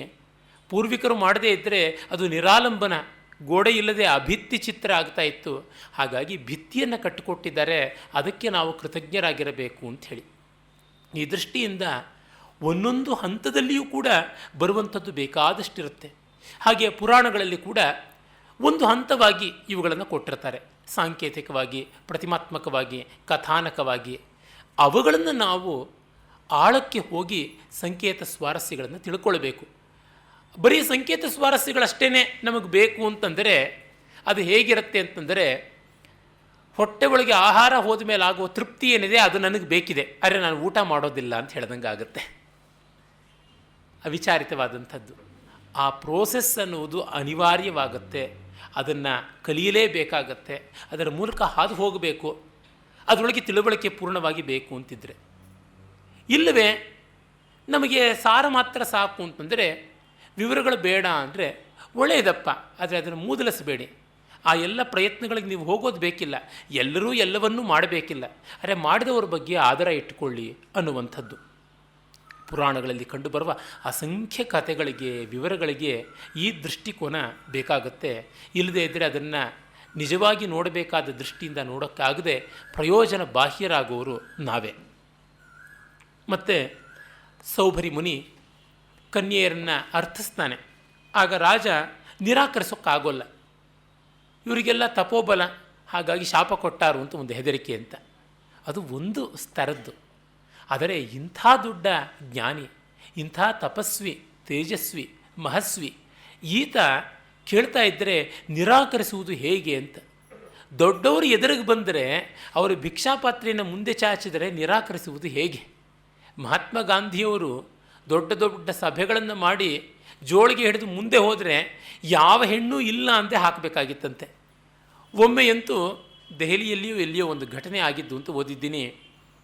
ಕಾರ್ಯಕರ್ತರಿಗೆ ಹೇಳಿದ್ರಂತೆ, ಆಗಬೇಕಾದಷ್ಟು ನಿಧಿಯನ್ನು ನಾನು ಸಂಗ್ರಹ ಮಾಡಿಕೊಡ್ತೀನಿ ಅಂತ ಹೋದರು. ಎಲ್ಲರೂ ಹಾಕಿದ್ರು. ಎಲ್ಲ ಒಡವೆ ಮೊದಲುಗೊಂಡು ಹಾಕಿದ್ದಾರೆ. ಎಲ್ಲ ಆಯ್ಕೆ ಮಾಡಿಕೊಂಡು ಬಂದಾಗ ಒಂದೇ ಒಂದು ಓಲೆ ಸಿಕ್ತಂತೆ, ಯಾವುದೋ ಒಂದು, ಇನ್ನೊಂದು ಸಿಕ್ಕಿಲ್ಲ. ಒಂದು ಜೊತೆ ಓಲೆ. ಗಾಂಧೀಜಿ ಹೇಳಿದ್ರಂತೆ, ಅದು ಏನು ಜನ ಇಲ್ಲ ಇಲ್ಲಿ ಅಂದರೆ ಗಾಂಧಿ ಬರೋವರೆಗೂ ಕಾಯ್ದೆ ಆಗಿಂದಾಗಿಯೇ ತಾವು ನಿಂತ ಜಾಗದಲ್ಲೇ ಹಾಕಿಬಿಟ್ಟು ಹೋಗಿದ್ರಂತೆ ಒಡವೆಗಳನ್ನು, ಧನವನ್ನು, ಎಲ್ಲವನ್ನೂ ಕೂಡ. ಅದನ್ನೆಲ್ಲ ಆರಿಸಿಕೊಂಡು ಹೋಗುವಷ್ಟರೊಳಗೆ ಕತ್ತಲಾಗಿತ್ತು. ಕಾರ್ಯಕರ್ತರು ಸ್ವಲ್ಪ ಕಣ್ಮರೆಯಿಂದ ಏನೋ ಜಾರಿಸಿಕೊಂಡಿದ್ದಾರೆ ಅನಿಸುತ್ತೆ. ಇಲ್ಲ, ಒಂದೇ ಹಾಕಿರ್ಬೋದು ಅಂತ ಗಾಂಧೀಜಿ ಹೇಳಿದ್ರಂತೆ, ಯಾವ ಹೆಣ್ಣು ಮಗಳು ಕೂಡ ನಮ್ಮ ದೇಶದಲ್ಲಿ ಕೊಟ್ಟರೆ 2 ಓಲೆನೂ ಕೊಡ್ತಾಳೆ, ಇಲ್ಲ 1 ಓಲೆ ಕೊಡೋದಿಲ್ಲ. 1 ಓಲೆ ಕೊಟ್ಟು ಇನ್ನೊಂದು ಓಲೆ ಇಟ್ಕೊಳ್ಳುವಂಥದ್ದು ಇಲ್ಲವೇ ಇಲ್ಲ. ನೀವು ಹೋಗಿ ಹುಡುಕೊಂಡು ಬನ್ನಿ ಅಂತ ಹೇಳಿಬಿಟ್ಟಿದ್ರು. ಹುಡುಕೊಂಡು ಬಂದಮೇಲೆ ಇದ್ದೇ ಇತ್ತು. ದೊಡ್ಡವರು ಮಹನೀಯರು ಯಾಚನೆ ಮಾಡಿದ್ರೆ ಇಲ್ಲ ಅಂತ ಅನ್ನುವುದಕ್ಕೆ ಯಾರಿಗೂ ಸಾಧ್ಯ ಇಲ್ಲ. ಜೊತೆಗೆ ಮಾಂಧಾತ ಅಲ್ಪ ಸ್ವಲ್ಪದ ಮಹಾರಾಜ ಅಲ್ಲ, ಧರ್ಮಿಷ್ಠನಾದವನು, ತಿಳುವಳಿಕೆ ಇದ್ದಂಥವನು. ಅದು ತುಂಬ ಮುಖ್ಯವಾದದ್ದು. ನನಗೆ ಈ ಸಂದರ್ಭದಲ್ಲಿ ಒಂದು ನೆನಪಾಗುತ್ತೆ. ನಮ್ಮ ವಿ ಸೀತಾರಾಮಯ್ಯನವರು ಪಂಪನ ಬಗೆಗೆ ಒಂದು ಇಂಗ್ಲೀಷ್ ಪುಸ್ತಕ ಬರೆದರು, ನ್ಯಾಷನಲ್ ಬುಕ್ ಟ್ರಸ್ಟ್ಗೆ, NBTಗೆ. ಅದನ್ನು ಪಬ್ಲಿಷ್ ಮಾಡಿದ್ರು ಅವರು. ಅದರ ಕನ್ನಡದ ಅನುವಾದವೂ ಬೇಕು ಅಂದರು. ಪಾಪ ಸಿದ್ಧ ಮಾಡೋದ್ರೊಳಗಾಗಿ ನೀವು ಕೊಡಬೇಕಾದ ದಿವಸಕ್ಕೆ ಕೊಡಲಿಲ್ಲ ಅಂತ, ಆಗೋದಿಲ್ಲ ಅಂತ ನಿರಾಕರಿಸಿಬಿಟ್ರು, ಕ್ಷುದ್ರ ಕಾರಣ ಹೇಳಿ. ಎಷ್ಟೋ ದಿವಸ ಅದು ಹಾಗೆ ಉಳಿದು ಬಿಡ್ತು. ಇವರಿಗೆ ಪಬ್ಲಿಷ್ ಆಗಲಿಲ್ವಲ್ಲ ಪುಸ್ತಕ, ಬರೆದು ಹಸ್ತಪ್ರತಿಯಲ್ಲಿರುವ ಪುಸ್ತಕ. ಅಚ್ಚಿನ ಮನೆಯನ್ನು ಕಾಣಲಿಲ್ಲ ಅಂತಂದರೆ ಮದುವೆ ಆಗದೆ ಇರೋ ಹೆಣ್ಣನ್ನು ಇಟ್ಕೊಂಡಿರೋ ಕನ್ಯಾಪಿತರನ ಸಂಕಟ ಲೇಖಕನಿಗಾಗುತ್ತೆ ಅಂತ. ಹಾಗಾಗಿ ಏನು ಮಾಡೋದಕ್ಕೂ ತೋರದೆ ನನೆಗುದಿಗೆ ಬಿತ್ತಲ್ಲ ಅಂತ ಅಂದುಕೊಳ್ತಾ ಇದ್ದರು. ಆಗ ಅವರ ತುಂಬ ಆತ್ಮೀಯರಾಗಿ ಅವರಿಗೆ ಬಲಗೈ ಬಂಟರಂತೆ DVG ಅವರಿಗೆ SR ರಾಮಸ್ವಾಮಿಯವರ ತರಹ ದುಡಿತಾ ಇದ್ದವರು MV ವೆಂಕಟೇಶ ಮೂರ್ತಿಯವರು ಅಂತ. ಅವರು ಒಮ್ಮೆ ಮೈಸೂರಿಗೆ ಹೋಗಿದ್ದಾಗ ಹಾಮಾನಾಯಕರನ್ನು ಕಂಡ್ರಂತೆ. ಈ ಥರ ಹೇಳಿದ ತಕ್ಷಣವೇ ಆಗಿಂದಾಗಲೇ ಅವರು ಬೆಂಗಳೂರಿನಲ್ಲಿ ಇಂಥ ಪ್ರೆಸ್ಸಿಗೆ ನೀವು ಈಗಿಂದೀಗಲೇ ಬೆಂಗಳೂರಿಗೆ ಹೋಗಿ ಹಸ್ತಪ್ರತಿಯನ್ನು ಕೊಡಿ. ಅವರು ಅತಿ ಶೀಘ್ರದಲ್ಲಿ 3 ತಿಂಗಳೊಳಗೆ ಪುಸ್ತಕವನ್ನು ಅಚ್ಚು ಮಾಡಿ ಕೊಡ್ತಾರೆ. ನಮ್ಮ ಪ್ರಸಾರಾಂಗದಿಂದ ಅಚ್ಚಾಗಿ ಬರುತ್ತೆ, ಮೈಸೂರು ವಿಶ್ವವಿದ್ಯಾಲಯದ ಪ್ರಸಾರಾಂಗದಿಂದ, ಕನ್ನಡದ ಅಧ್ಯಯನ ಸಂಸ್ಥೆಯ ಮೂಲಕವಾಗಿ ಅಂತ. ಆಗ ಇನ್ಯಾರೋ ಇದಕ್ಕೆ ಕಮಿಟಿ ಮೀಟಿಂಗ್ ಮಾಡಿ ಎಲ್ಲ ಒಪ್ಪಿಗೆ ತೆಗೆದುಕೊಳ್ಬೇಕಲ್ಲ ಅಂದರೆ ಇಲ್ಲ, ಇದು ಕನ್ನಡದ ಆದಿಕವಿಯ ಬಗೆಗೆ ಕನ್ನಡದ ಘನವಿದ್ವಾಂಸರೊಬ್ಬರು ಬರೆದಂಥ ಪುಸ್ತಕ ಮತ್ತು ಇದರ ಇಂಗ್ಲೀಷ್ ಆವೃತ್ತಿ ಈಗಾಗಲೇ ಪ್ರಕಟಿತವಾಗಿ ಎಲ್ಲರ ಮನಸ್ಸನ್ನು ಸೆಳೆದಿದೆ. ಅಂಥದ್ದು ಕನ್ನಡದಲ್ಲಿ ಬರದೇ ಇದ್ದರೆ ಅದು ಅನ್ಯಾಯವಾಗುತ್ತೆ. ಇದು ನಮ್ಮ ಪ್ರಸಾರಾಂಗಕ್ಕಾಗುವಂಥ ಒಂದು ಸಮ್ಮಾನ ಅಂತ ತತ್ಕ್ಷಣ ತೀರ್ಮಾನ ಮಾಡುವುದು. ಅದಕ್ಕೆ ತಾನೇ ಯಾಂಚಾಮೋಘ ವರ ಮಧಿಗುಣೇ ನಾಧಮೇ ಲಬ್ಧಕಾಮ ಅಂತ ಹೇಳುವಂಥದ್ದು. ದೊಡ್ಡವ್ರನ್ನ ಕೇಳಿ ಇಲ್ಲ ಅನ್ನಿಸ್ಕೊಳ್ಳೋದು ಹೀನರನ್ನು ಕೇಳಿ ಇದೇನಿಸ್ಕೊಳ್ಳೋದಕ್ಕಿಂತ ಉತ್ತಮ ಅಂತ. ಆ ರೀತಿಯಲ್ಲಿ ಈತ ಸೌಭರಿಗೆ ಮಾಂಧಾತ ಒಪ್ಪಿಗೆ ಕೊಡ್ತಾನೆ. ಹಮಾನಾಯಕರು ಆ ತರಹ ಕರ್ತವ್ಯಶೀಲರಾಗಿದ್ದರು. ಕೆಲವರಿಗೆ ಅಧಿಕಾರ ಉಳಿಸಿಕೊಳ್ಳುವಂತಹ ಅಳುಕಿರೋದಿಲ್ಲ. ಪ್ರಾಪ್ಯ ಚಲಾನ್ ಅಧಿಕಾರಾನ್ ನೋಪಕೃತಂ ನಾಪಕೃತಂ ನಸತ್ಕೃತಂ ಕಿಂಕೃತಂ ತೇನ. ಸುಂದರಪಾಂಡೆ ಹೇಳ್ತಾನೆ, ಚಂಚಲವಾದ ಅಶಾಶ್ವತವಾದ ಅಧಿಕಾರವನ್ನು ಪಡ್ಕೊಂಡು ಒಬ್ಬರಿಗೆ ಒಳ್ಳೇದು ಮಾಡಲಿಲ್ಲ, ಲೋಕಕ್ಕೂ ಒಳ್ಳೇದು ಮಾಡಲಿಲ್ಲ, ತನಗೂ ಲಾಭ ಮಾಡಿಕೊಳ್ಳಿಲ್ಲ, ವೈರಿಗಳ ಕೆಡಕೂ ಮಾಡಲಿಲ್ಲ, ಇನ್ನೇನು ಮಾಡಿದ್ದವನು ಕೂತು ಅಂತ ಸೀಟ್ ಸವಿಸಿದ್ದಷ್ಟೇ. ಯಾವುದಾದ್ರೂ ಒಂದು ರೀತಿಯಲ್ಲಿ ಕನ್ಸ್ಟ್ರಕ್ಟಿವ್ ಆಗಬೇಕು ಅಂತ, ಅದಕ್ಕೆ ಒಂದು ತೀರ್ಮಾನ ಇರಬೇಕು, ಒಂದು ಧೈರ್ಯ ಇರಬೇಕು, ಒಂದು ಸತ್ವ ಇರಬೇಕು. ಆ ರೀತಿಯಲ್ಲಿ ಇದ್ದ ರಾಜರುಗಳು ಆ ಕಾಲದವರು. ಧಾರ್ಮಿಕ ಭೂಯಾತ್ ರಾಜ ಅಂತ, ರಾಜ ಧಾರ್ಮಿಕನಾಗಿರಬೇಕು. ಮಾಂಧಾತ ಅಂಥವನು. ಹಾಗಾಗಿ ಸೌಭರಿಗೆ ಇಲ್ಲ ಅನ್ನೋಕ್ಕಾಗಲಿಲ್ಲ. ಬರೀ ಶಾಪಭೀತಿ ಮಾತ್ರವಲ್ಲ, ಶಾಪಭೀತಿ ಅಜ್ಞರನ್ನು, ಅಪ್ರಬುದ್ಧರನ್ನು, ತಾಮಸರನ್ನು ಮಾತ್ರ ಹೆದರಿಸಬಹುದು, ಬೆದರಿಸಬಹುದು, ಅವರನ್ನು ಹದಕ್ಕೆ ತರಬಹುದು. ಆದರೆ ಸಾತ್ವಿಕರನ್ನು ಹದಕ್ಕೆ ತರುವಂಥದ್ದು ಅಂದರೆ ಯೋಗ್ಯತೆ ಮಾತ್ರ, ಇನ್ಯಾವುದೂ ಅಲ್ಲ. ಅದು ಅಲ್ಲಿ ಬಂದಿದೆ. ಆತ ಹೇಳ್ತಾನೆ, ಆಯಿತು, ನೀವೇ ಹೋಗಿ ನನ್ನ ಮಕ್ಕಳನ್ನು ಕೇಳಿ, ನಿಮ್ಮನ್ನು ಕಂಡು ಯಾರು ಇಷ್ಟಪಡ್ತಾರೋ ಅವರು ಮದುವೆ ಆಗಲಿ ಅಷ್ಟೇನೆ ಅಂತ. ಗೊತ್ತು ಈ ರೂಪವನ್ನು, ಈ ವ್ಯಕ್ತಿಯನ್ನು ಕಂಡು ಯಾರೂ ಒಪ್ಪಲಾರರು ಅಂತ. ಆದರೆ ತಪಃಪ್ರಭಾವ ಎಂಥದ್ದು! ಎಲ್ಲರಿಗೂ ಈತ ತುಂಬ ಚೆನ್ನಾಗಿ ಕಾಣಿಸ್ಬಿಟ್ನಂತೆ. 50 ಜನ ಬಂದು ನಮಗೆ ಈತನೇ ಬೇಕು ಗಂಡ ಅಂತ ಕೇಳಿದ್ರು. ತಂದೆ ನಿರಪಾಯನಾಗಿ ಮದುವೆ ಮಾಡಿ ಕೊಡಬೇಕಾಯಿತು. ಇದೇನು ಮಂಕುಬೂದಿ ಎರಚಿದ್ದು ಅಂತ. ಆಮೇಲೆ ಮದುವೆ ಆದ ಮೇಲಿಂದ ಅವರಿಗೆ ಬೇಕಾದ ದಿವ್ಯವಾದಂಥ ಮಂದಿರಗಳ ಉಪಭೋಗ ಸಾಮಗ್ರಿಗಳ ವ್ಯವಸ್ಥೆಯನ್ನು ಎಲ್ಲ ಮಾಡಿಕೊಟ್ಟಂತೆ ಬರುತ್ತೆ ಕಥೆ. ಇದು ಜೈಮಿನಿ ಭಾರತದಲ್ಲಿ ಕೂಡ ಬರುತ್ತೆ. ತುಂಬ ಸೊಗಸಾಗಿ ನಮ್ಮ ಕನ್ನಡದ ಕವಿ ಲಕ್ಷ್ಮೀಶ ವರ್ಣಿಸಿದ್ದಾನೆ. ಸೌಭರಿ ಮುನಿಗಳ ಆಶ್ರಮಕ್ಕೆ ಅರ್ಜುನ ಹೋದಾಗ ಆ ಕಥೆಯೆಲ್ಲ ಅಲ್ಲಿ ವಿಸ್ತೃತವಾಗುತ್ತೆ. ಒಮ್ಮೆ ಮಾಂಧಾತ ಮಹಾರಾಜ ತನ್ನ ಹೆಣ್ಣು ಮಕ್ಕಳು ಹೇಗಿದ್ದಾರೋ ಅಂತ ನೋಡೋದಕ್ಕೆ ಹೋದನಂತೆ. ಪ್ರತಿಯೊಬ್ಬ ಹೆಣ್ಣು ಮಗಳು ನನ್ನ ಗಂಡ ನನ್ನ ಜೊತೆನೇ ಇರ್ತಾನೆ, ತುಂಬ ಚೆನ್ನಾಗಿದ್ದಾನೆ, ಚೆನ್ನಾಗಿ ನೋಡ್ಕೊಳ್ತಾನೆ, ತವರಿನ ನೆನಪೇ ನಮಗಾಗ್ತಾ ಇಲ್ಲ ಅಂತಂದರು ಅಂತ. ಇದು ಪರ್ಯಾಯವಾಗಿ ಸ್ತುತಿಸುವುದೇನು ತಪಃಪ್ರಭಾವವನ್ನು. ಅಂದರೆ ತಪಃಪ್ರಭಾವ ಇದ್ದಂಥವರು ಸಂಸಾರದಲ್ಲಿದ್ದರೂ ಸ್ಮಶಾನದಲ್ಲಿದ್ದರೂ ಅವರಿಗೆ ನಿರ್ಮಲಾನಂದವೇ ಇರುತ್ತೆ, ಮತ್ತು ಯಾವ ರೀತಿಯ ತೊಡಕು ಅನ್ನುವುದು ಬರುವುದಿಲ್ಲ ಅಂತ ಹೇಳಿ. ಹೀಗೆ ಈ ಕಥೆಯನ್ನು ಕೂಡ ವಿಷ್ಣು ಪುರಾಣ ಹೇಳುತ್ತೆ. ಆಮೇಲೆ ಬರುವ ಮತ್ತೊಂದು ಸ್ವಾರಸ್ಯಕಾರಿಯಾದ ಕಥೆ ವೃತ್ರಾಸುರ ಸಂಹಾರ. ವೃತ್ರಾಸುರ ಸಂಹಾರ ಬಹಳ ಪ್ರಸಿದ್ಧವಾದ ಕಥೆ, ಅನೇಕರಿಗೆ ಗೊತ್ತೇ ಇರುವಂಥದ್ದು. ಹಾಗಾಗಿ ಅದನ್ನು ಹೆಚ್ಚು ವಿಸ್ತರಿಸಬೇಕಿಲ್ಲ. ಆದರೆ ಒಂದಂತೂ ನಾವು ಹೇಳಬೇಕಾದಿದೆ. ಅದು ಏನಂದರೆ, ವೃತ್ರಾಸುರ ಕಥೆ ಪ್ರಪಂಚದ ಅತ್ಯಂತ ಪ್ರಾಚೀನವಾದ ಆಖ್ಯಾನಗಳಲ್ಲಿ ಒಂದು, ವೇದ ಸಾಹಿತ್ಯದ ಬುನಾದಿಯಂತೆ ಇರತಕ್ಕಂಥ ಕಥೆಗಳಲ್ಲಿ ಒಂದು. ಅನೇಕ ಸ್ತರಗಳಲ್ಲಿ ಅದು ಬೆಳೆದಿದೆ, ಅರ್ಥವನ್ನು ಹೊಳಿಸಿದೆ. ಹಾಗಾಗಿ ಅವುಗಳ ಅರ್ಥಸ್ವಾರಸ್ಯ ಮೀಮಾಂಸೆಯನ್ನು ಮಾಡಬಹುದು. ಕಥೆ ತಮಗೆಲ್ಲ ಹೆಚ್ಚಾಗಿ ಗೊತ್ತಿರುವುದೇ ಆದ ಕಾರಣ ನಾನು ಸೂಕ್ಷ್ಮದಲ್ಲಿ ಹೇಳ್ತೀನಿ. ಅನೇಕ ಪುರಾಣಗಳಲ್ಲಿ ಬರುತ್ತೆ. ವಿಷ್ಣು ಪುರಾಣದಲ್ಲಿ ಬರುತ್ತೆ, ಭಾಗವತದಲ್ಲಿ ಬರುತ್ತೆ, ದೇವಿ ಭಾಗವತದಲ್ಲಿ ಬರುತ್ತೆ, ಮತ್ಸ್ಯ ಬ್ರಹ್ಮಾಂಡ ಪಾದ್ಮಾದಿ ಅನೇಕ ಪುರಾಣಗಳಲ್ಲಿ ಬರುತ್ತೆ. ಇಲ್ಲೆಲ್ಲ ಬರುವಂಥ ಕಥೆಗಳನ್ನು ಅಷ್ಟನ್ನು ಪಿಂಡೀಭೂತವಾಗಿ ಇಟ್ಟುಕೊಂಡು ನಾನು ಹೇಳೋದಕ್ಕೆ ಪ್ರಯತ್ನ ಪಡ್ತೀನಿ. ಮಹಾಭಾರತದಲ್ಲಿ ಕೂಡ ಬರ್ತದೆ ಈ ಕಥೆ. ಇವನ್ನೆಲ್ಲ ಆಧರಿಸಿಯೇ ದೇವುಡು ಅವರು ಬಹಳ ಅತ್ಯದ್ಭುತವಾದ ರೀತಿಯಲ್ಲಿ ಮಹಾಕ್ಷತ್ರಿಯ ಅನ್ನುವ ಕಾದಂಬರಿಯನ್ನು ಕೂಡ ಬರೆದಿದ್ದಾರೆ. ಅದು ಈ ಕಥಾನಕದ ತುಂಬ ಹೃದಯವಾದ ಗಂಭೀರವಾದ ಸ್ವಾರಸ್ಯಗಳನ್ನು ತೋರಿಸುತ್ತೆ. ಹಿಂದೊಮ್ಮೆ ಇಂದ್ರನಿಗೂ ಬೃಹಸ್ಪತಿಗೂ ಯಾಕೋ ವೈಮನಸ್ಯ ಬಂತು ಅಂತ. ಅದಕ್ಕೆ ದೇವುಡು ಅವರು ಬಹಳ ಸೊಗಸಾಗಿರ್ತಕ್ಕಂಥ ಒಂದು ವಿವರಣೆ ಮಾಡಿಕೊಳ್ತಾರೆ. ಅದು ಏನಂದರೆ, ಇಂದ್ರನ ಸಭೆಗೆ ಒಮ್ಮೆ ಋಷಿಗಣ ಬಂದಾಗ ಋಷಿಗಣ ಒಂದು ಪ್ರಶ್ನೆಯನ್ನು ಮುಂದಿಟ್ಕೊಂಡು ಬಂತು. ತಪೋಲೋಕದಿಂದ ಬಂದ ಋಷಿಗಳು ಒಂದು ಪ್ರಶ್ನೆ ಇಟ್ಕೊಂಡ್ರು. ಅದು ಏನಂದರೆ, ಈ ಅವಸ್ಥಾತ್ರಯದ ಸ್ವರೂಪ ಏನು ಅಂತ. ಈ ಪ್ರಶ್ನೆಯನ್ನು ಪುರಂದರ ಪ್ರಶ್ನ ಅಂತ ಕರೀತಾರೆ. ಯಾಕೆಂದರೆ ಪುರ ದೇಹವನ್ನು ದರ ಸೀಳ್ದವನು, ಅಂದರೆ ದೇಹೋಹಂ ಅನ್ನುವ ಭಾವನೆಯನ್ನು ಬಿಟ್ಟವನು. ಈ ದೇಹ ಮನಸ್ಸು ಅನ್ನುವಂತಹ ಸ್ಥೂಲ ಮತ್ತು ಲಿಂಗ ಕಾರಣ ಈ ಶರೀರಗಳ ಮೂಲಕವೇ ಅವಸ್ಥಾತ್ರಯ ಆಗ್ತಾ ಇರೋದು. ಸ್ಥೂಲ ಶರೀರ, ಲಿಂಗ ಶರೀರ, ಸೂಕ್ಷ್ಮ ಶರೀರ, ಈ ಥರದ್ದೆಲ್ಲ ಶಾಸ್ತ್ರಗಳಲ್ಲಿ ಬರುತ್ತಲ್ಲ. ಆ ಶರೀರಗಳನ್ನು ಮೀರಿ ಅವನು ಶಾರೀರ ಆತ್ಮನಾದಾಗ, ಆತ್ಮಸ್ಥಿತಿಯಲ್ಲಿ ನೋಡಿದಾಗ ಮಾತ್ರ ಸಾಕ್ಷಿಭಾವ ಜಾಗೃತವಾಗುತ್ತೆ. ಆಗ ಅವಸ್ಥೆಗಳು ತಾನಲ್ಲ, ಅವಸ್ಥೆಗಳಿಗೆ ತಾನು ಸಾಕ್ಷಿ ಮಾತ್ರ. ಅವಸ್ಥೆಗಳ ರೀತಿ ಬಂದು ಹೋಗುವುದೇ ಹೊರತು ತಾನು ಅದಕ್ಕೆ ವಿಚಲಿತನಾಗದ ಅವಿಕಾರಿಯಾದ ಶುದ್ಧ ಬುದ್ಧ ಮುಕ್ತ ತತ್ವ ಅಂತ ತಿಳ್ಕೊಳ್ತಾರೆ. ಇದು ಛಾಂದೋಗ್ಯೋಪನಿಷತ್ತಿನಲ್ಲಿ ಬರುವಂಥ ತತ್ವ. ಹಿಂದೊಮ್ಮೆ ದೇವತಾ ಪ್ರತಿನಿಧಿಯಾಗಿ ಇಂದ್ರ, ಅಸುರ ಪ್ರತಿನಿಧಿಯಾಗಿ ವಿರೋಚನ ಇಬ್ಬರೂ ಪ್ರಜಾಪತಿ ಹಿರಣ್ಯಗರ್ಭನ ಬಳಿಗೆ ಹೋಗಿ ನಮಗೆ ತತ್ವೋಪದೇಶ ಮಾಡಬೇಕು, ನಿಜ ಸ್ವರೂಪವನ್ನು ತೋರಿಸಬೇಕು ಅಂತಂದಾಗ, ಮೊದಲು ನಿಮ್ಮನ್ನು ನೀವು ನೋಡಿಕೊಳ್ಳಿ ಅಂತ ಹೇಳ್ದ ಅಂತ. ಅಲ್ಲಿಯೇ ನೀವು ಉಪಾಸನೆ ಮಾಡ್ಬೋದು, ನಿಮ್ಮನ್ನು ನೀವು ಕನ್ನಡಿಯಲ್ಲಿ ನೋಡಿಕೊಳ್ಳಿ ಅಂತ. ಇಬ್ಬರು ನೋಡಿಕೊಂಡ್ರು. ದೇಹವೇ ದೇವರು ಅಂತ ಅಸುರರು ಹೋದರು. ವಿರೋಚನ ಹಾಗೆ ಹೋದ. ಅರೆ, ದೇಹ ಮಾಸಿ ಹೋಗುತ್ತೆ, ಅಳಿಸಿ ಹೋಗುತ್ತೆ, ಮುಪ್ಪಾಗುತ್ತೆ, ಅದಲ್ಲವೇನು ಅಂತ ಇಂದ್ರ ಮತ್ತೆ ಪ್ರಶ್ನೆ ಮಾಡ್ದ ಅಂತ.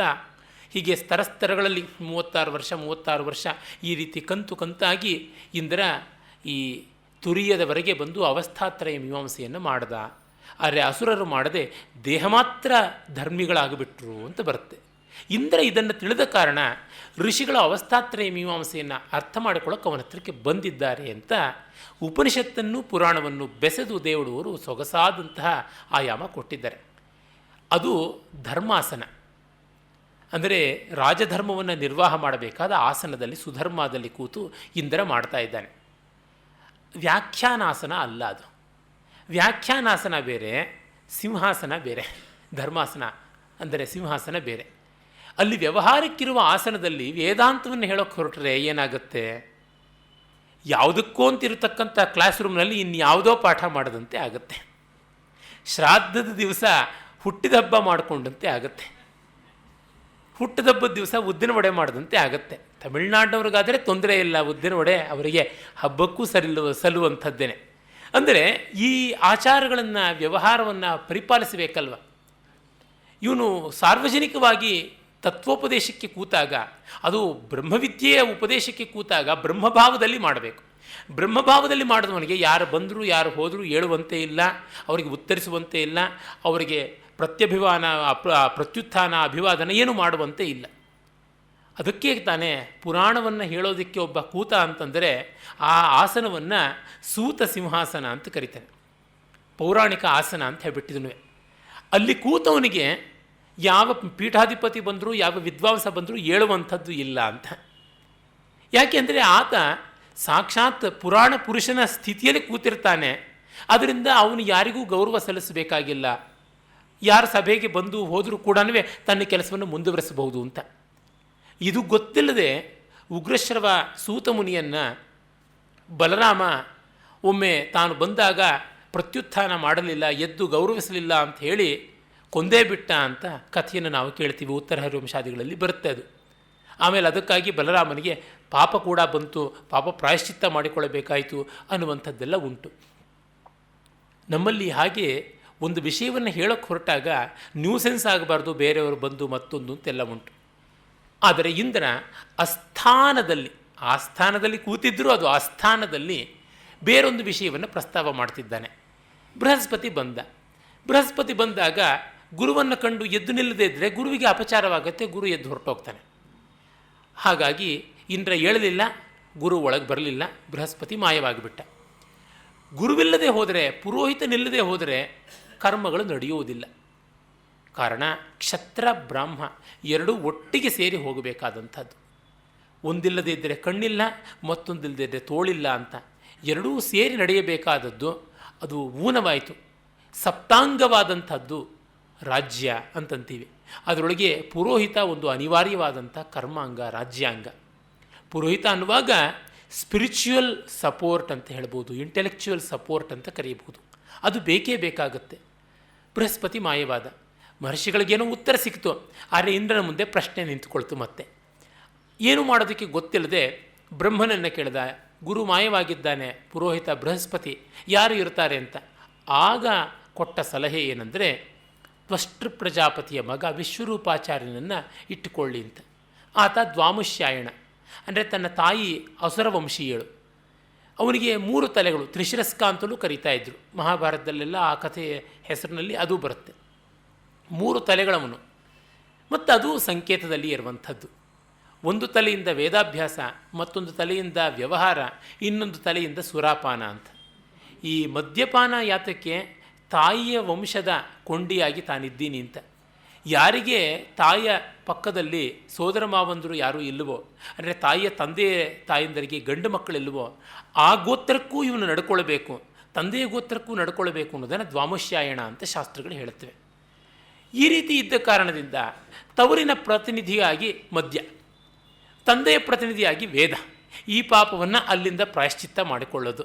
ನಿತ್ಯ ವ್ಯವಹಾರಕ್ಕಾಗಿ ಒಂದು ಮುಖ ಅಂತ. ಈ 3 ಮುಖದಲ್ಲಿರುವಂಥದ್ದು ಏನಂದರೆ ಅಷ್ಟೇ, ಮನವೆಷ್ಟೋ ಮುಖವೆಷ್ಟು, ಮತಿಯೆಷ್ಟೋ ಮುಖವೆಷ್ಟು, ಎಷ್ಟೆಷ್ಟು ಮನಸ್ಸುಗಳು ಎಷ್ಟೆಷ್ಟು ಬುದ್ಧಿಗಳು ಅಷ್ಟೆಷ್ಟು ಮುಖಗಳು ನಮಗಿರುತ್ತವೆ ಅನ್ನುವಂಥದ್ದು. ಅದನ್ನು ಸಾಂಕೇತಿಕವಾಗಿ ಈ ಥರ ಮಾಡಿದ್ರು. ಹೀಗೆ ಮಾಡುವುದರ ಮೂಲಕ ಆನ್ ಐಡಿಯಾ ಈಸ್ ಕಾಂಕ್ರಿಟೈಸ್ಡ್. ಇದು ಅದ್ಭುತವಾದ ಟೆಕ್ನಿಕ್ಕು. ಈಗ ಅತ್ಯಾಧುನಿಕ ಸಾಹಿತ್ಯದಲ್ಲಿ ಇದನ್ನೆಲ್ಲ ಮಾಡ್ತಾ ಇದ್ದಾರೆ. ಇದು ಬಹಳ ದೊಡ್ಡದು ಅಂತ ಹೇಳ್ತಾ ಇದ್ದಾರೆ.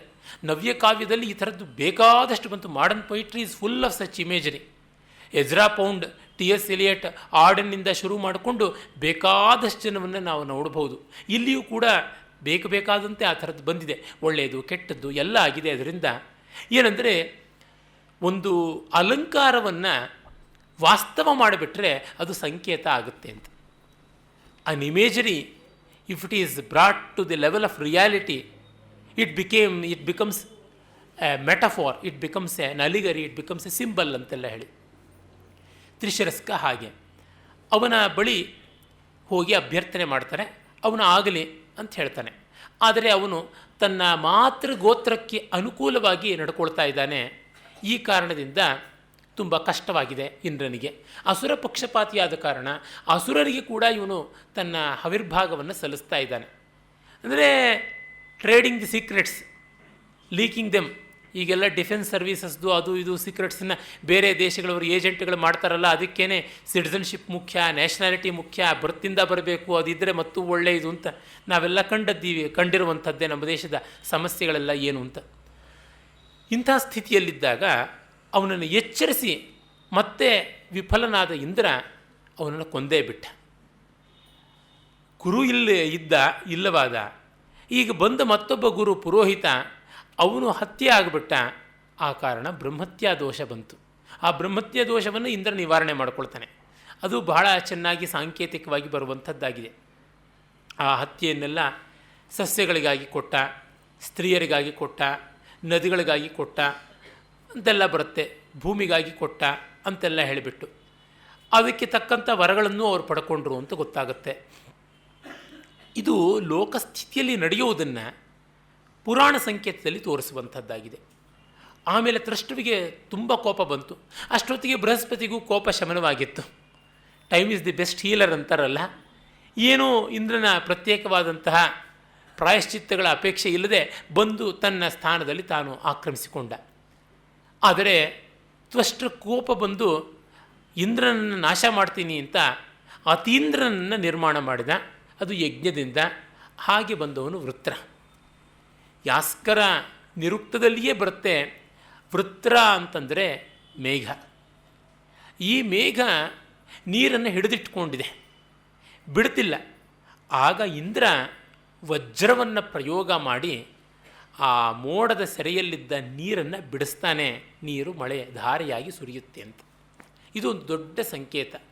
ಮತ್ತು ಮೋಡ ಅನ್ನೋದು ಕವಿದಿದ್ದಾಗ ಕತ್ತಲಿರುತ್ತೆ ಎಲ್ಲ ಕಡೆಯಲ್ಲಿಯೂ. ಮತ್ತು ಮೋಡ ಅಲೆ ಅಲೆಯಾಗಿ ಹೆಡೆಯಾಗಿರುವಂಥ ಹಾವೋ ಎಂಬಂತೆ ಆಕಾಶದಲ್ಲಿ ಕರಾಳವಾಗಿ ವ್ಯಾಪ್ತವಾಗಿರುತ್ತೆ. ಮೋಡ ಫಾರ್ಮೇಷನ್ ಆಗೋದಕ್ಕೆ, ಮೋಡ ನಿರ್ಮಾಣ ಆಗೋದಕ್ಕೆ ಭೂಮಿಯ ನೀರೆಲ್ಲ ಒಣಗೋಗುತ್ತೆ, ಶುಷ್ಕವಾಗುತ್ತೆ. ಈ ನೀರು ಶೋಷಿತವಾಗದೆ ಮೋಡ ಆಗುವಂಥದ್ದಲ್ಲ. ಹೀಗಾಗಿ ಲೋಕಹಿಂಸಕ ವೃತ್ರ ಜೀವನವನ್ನು ಹಿಡಿದಿಟ್ಕೊಂಡಿದ್ದಾನೆ. ಜೀವನ ಅಂದರೆ ನೀರು ಅಂತಲೂ ಸಂಸ್ಕೃತದಲ್ಲಿ ಒಂದು ಅರ್ಥ ಉಂಟು. ಆಗ ವಜ್ರ ಅಂದರೆ ಸಿಡಿಲು, ಮಿಂಚಿನ ಪ್ರಯೋಗ ಮಾಡಿ ಮಿಂಚು ವಜ್ರ ಆದರೆ, ಆ ಮಿಂಚಿನ ಚಲನೆಯಲ್ಲಿ ನಮಗೆ ವಜ್ರಾಯುಧ ಕಾಣಿಸಿದ್ರೆ ಆ ಸದ್ದಿನಲ್ಲಿ ಹೊಡೆದ ಆಘಾತ, ಮಿಂಚು, ಮೊಳಗು, ಗುಡುಗು, ಸಿಡಿಲು, ಅದರೊಟ್ಟಿಗೆ ಮಳೆ ಸುರಿಯುವಂಥದ್ದು, ಈ ಒಂದು ಸಂಕೇತ ನಮಗೆ ಕಾಣಿಸುತ್ತೆ ಅಂತ ಹೇಳ್ಬಿಟ್ಟಂತಾರೆ. ಅಂದರೆ ನೀರಿನ ವಿಮೋಚನೆ ಮಾಡುವಂಥದ್ದು ಆಗಬೇಕಾದದ್ದು. ಅದು ಮಾಡ್ದ. ಹರಿಯುವಿಕೆ ಅನ್ನೋದು ಜ್ಞಾನದ ಲಕ್ಷಣ. ಮೋಡ ಹರಿಯದೆ ನಿಂತಿರುತ್ತೆ, ಹಾಗಾಗಿ ಅದು ಜಡತೆಯ ಲಕ್ಷಣ. ಆ ಜಡತೆ ಚೈತನ್ಯವಾಗಬೇಕು ಅಂತಂದರೆ ದ್ರವೀಭವಿಸಿ ಆ ಘನ, ಆ ಬಾಷ್ಪ ಈ ಕಡೆಗೆ ಹರಿಯಬೇಕು. ಹೀಗೆ ಹರಿದಾಗ ಚೈತನ್ಯಶೀಲತೆ, ಗತ್ಯರ್ಥಕವಾದದ್ದೆಲ್ಲ ಜ್ಞಾನಾರ್ಥಕ ಅನ್ನುವ ಸಂಕೇತ ಕೂಡ ಉಂಟು. ಮತ್ತು ಆಕಾಶವೆಲ್ಲ ತಿಳಿಯಾಗುತ್ತೆ, ಬೆಳಕು ಬರುತ್ತೆ, ಹಾಗಾಗಿ ಮನಸ್ಸು, ದಿಕ್ಕು ಎಲ್ಲ ಪ್ರಸನ್ನವಾಗುತ್ತವೆ ಅಂತ. ಮತ್ತು ಇದನ್ನು ಇನ್ನೂ ಅನೇಕ ರೀತಿಯಲ್ಲಿ ವ್ಯಾಖ್ಯಾನ ಮಾಡಿದ್ದಾರೆ. ಬೆಟ್ಟಗಳು, ಇವನು ವೃತ್ರಾಸುರ ಆ ಬೆಟ್ಟಗಳ ತಡೆಯನ್ನು ಧ್ವಂಸ ಮಾಡಿ ಫಲವತ್ತಾದ ನೆಲಕ್ಕೆ ಬೇಕಾಗಿರುವಂಥ ಹರಹನ್ನು ಕೊಟ್ಟಂಥವನು ಇಂದ್ರ ಅಂತ ಹೇಳ್ಬಿಟ್ಟಿದ್ವಿ. ಅಹಲ್ಯ ಅಂತಂದರೆ ಅದೇ ಅರ್ಥದಲ್ಲಿ ಉಳಲಾಗದ ಭೂಮಿ. ಹಲ ಅಂದರೆ ನೇಗಿಲು, ಹಲ್ಯ ಅಂದರೆ ಪ್ಲೋಬಲ್, ನೇಗಿಲು, ಪ್ಲೋಬಲ್ ಹಲ್ಯ, ಅನ್ಪ್ಲೋಬಲ್ ಉಳಲಾಗದ್ದು ಅಹಲ್ಯ. ಈ ಅಹಲ್ಯವಾದ ಭೂಮಿ ಹಲ್ಯ ಅಂದರೆ ನೇಗಿಲಿಗೆ ಬಳಕೆಗೆ ಅನುಕೂಲವಾಗುವಂತೆ ಮಾಡಿದವನು ಅನ್ನುವ ಅರ್ಥದಲ್ಲಿ ಇಂದ್ರ ಅಹಲ್ಯಾಯೈಜಾರಹ ಅಂತ ವೇದದಲ್ಲಿ ಬರುವಂಥದ್ದು ಈ ಅರ್ಥದಲ್ಲಿ ಬರುತ್ತೆ. ಈ ಸಂಕೇತಗಳನ್ನು ತುಂಬ ಕಥಾನಕದ ರೀತಿಯಲ್ಲಿ ಹೇಳಿದ್ರೆ ಆಸಕ್ತಿಕಾರಕವಾಗುತ್ತೆ, ತುಂಬ ಸೊಗಸು ಆಗುತ್ತೆ. ಮತ್ತು ಭೂಮಿಯನ್ನು ಉತ್ತು ಬಿತ್ತು ಬೆಳೆಯುವುದರೊಳಗೆ ತುಂಬ ಸೊಗಸಾದ ಸೃಷ್ಟಿ ಸಂಕೇತವೂ ಉಂಟು. ಇದನ್ನೆಲ್ಲ ಗಮನಿಸಿಕೊಂಡ್ರೆ ಮಾಡಿರುವಂಥದ್ದು. ವೃತ್ರಾಸುರನ ಮತ್ತೆ ಇಂದ್ರ ಕೊಲ್ಲಬೇಕಾದಂಥ ಅನಿವಾರ್ಯತೆ. ಆಗ ದಧೀಚಿ ಮಹರ್ಷಿಯ ಬೆನ್ನು ಮೂಳೆ ಬೇಕಾಗುತ್ತೆ. ದಧೀಚಿಯನ್ನು ವೇದದಲ್ಲಿ ದಧ್ಯಂಗ ಅಥರ್ವಣ ಅಂತೆಲ್ಲ ಕರೆದಿದ್ದಾರೆ. ಅಥರ್ವ ವೇದ ಸಿದ್ಧ ಅಂತ. ಆತ ವೈದ್ಯಕೀಯಾದಿ ಸಕಲ ವಿದ್ಯೆಗಳನ್ನು ಬಲ್ಲಂಥವನು. ತಂತ್ರವಿದ್ಯೆ, ವೈದ್ಯವಿದ್ಯೆ, ಆಯುರ್ವೇದ ಇವುಗಳನ್ನೆಲ್ಲ ಬಲ್ಲಂಥವನು ಅಂತ ಗೊತ್ತಾಗುತ್ತೆ.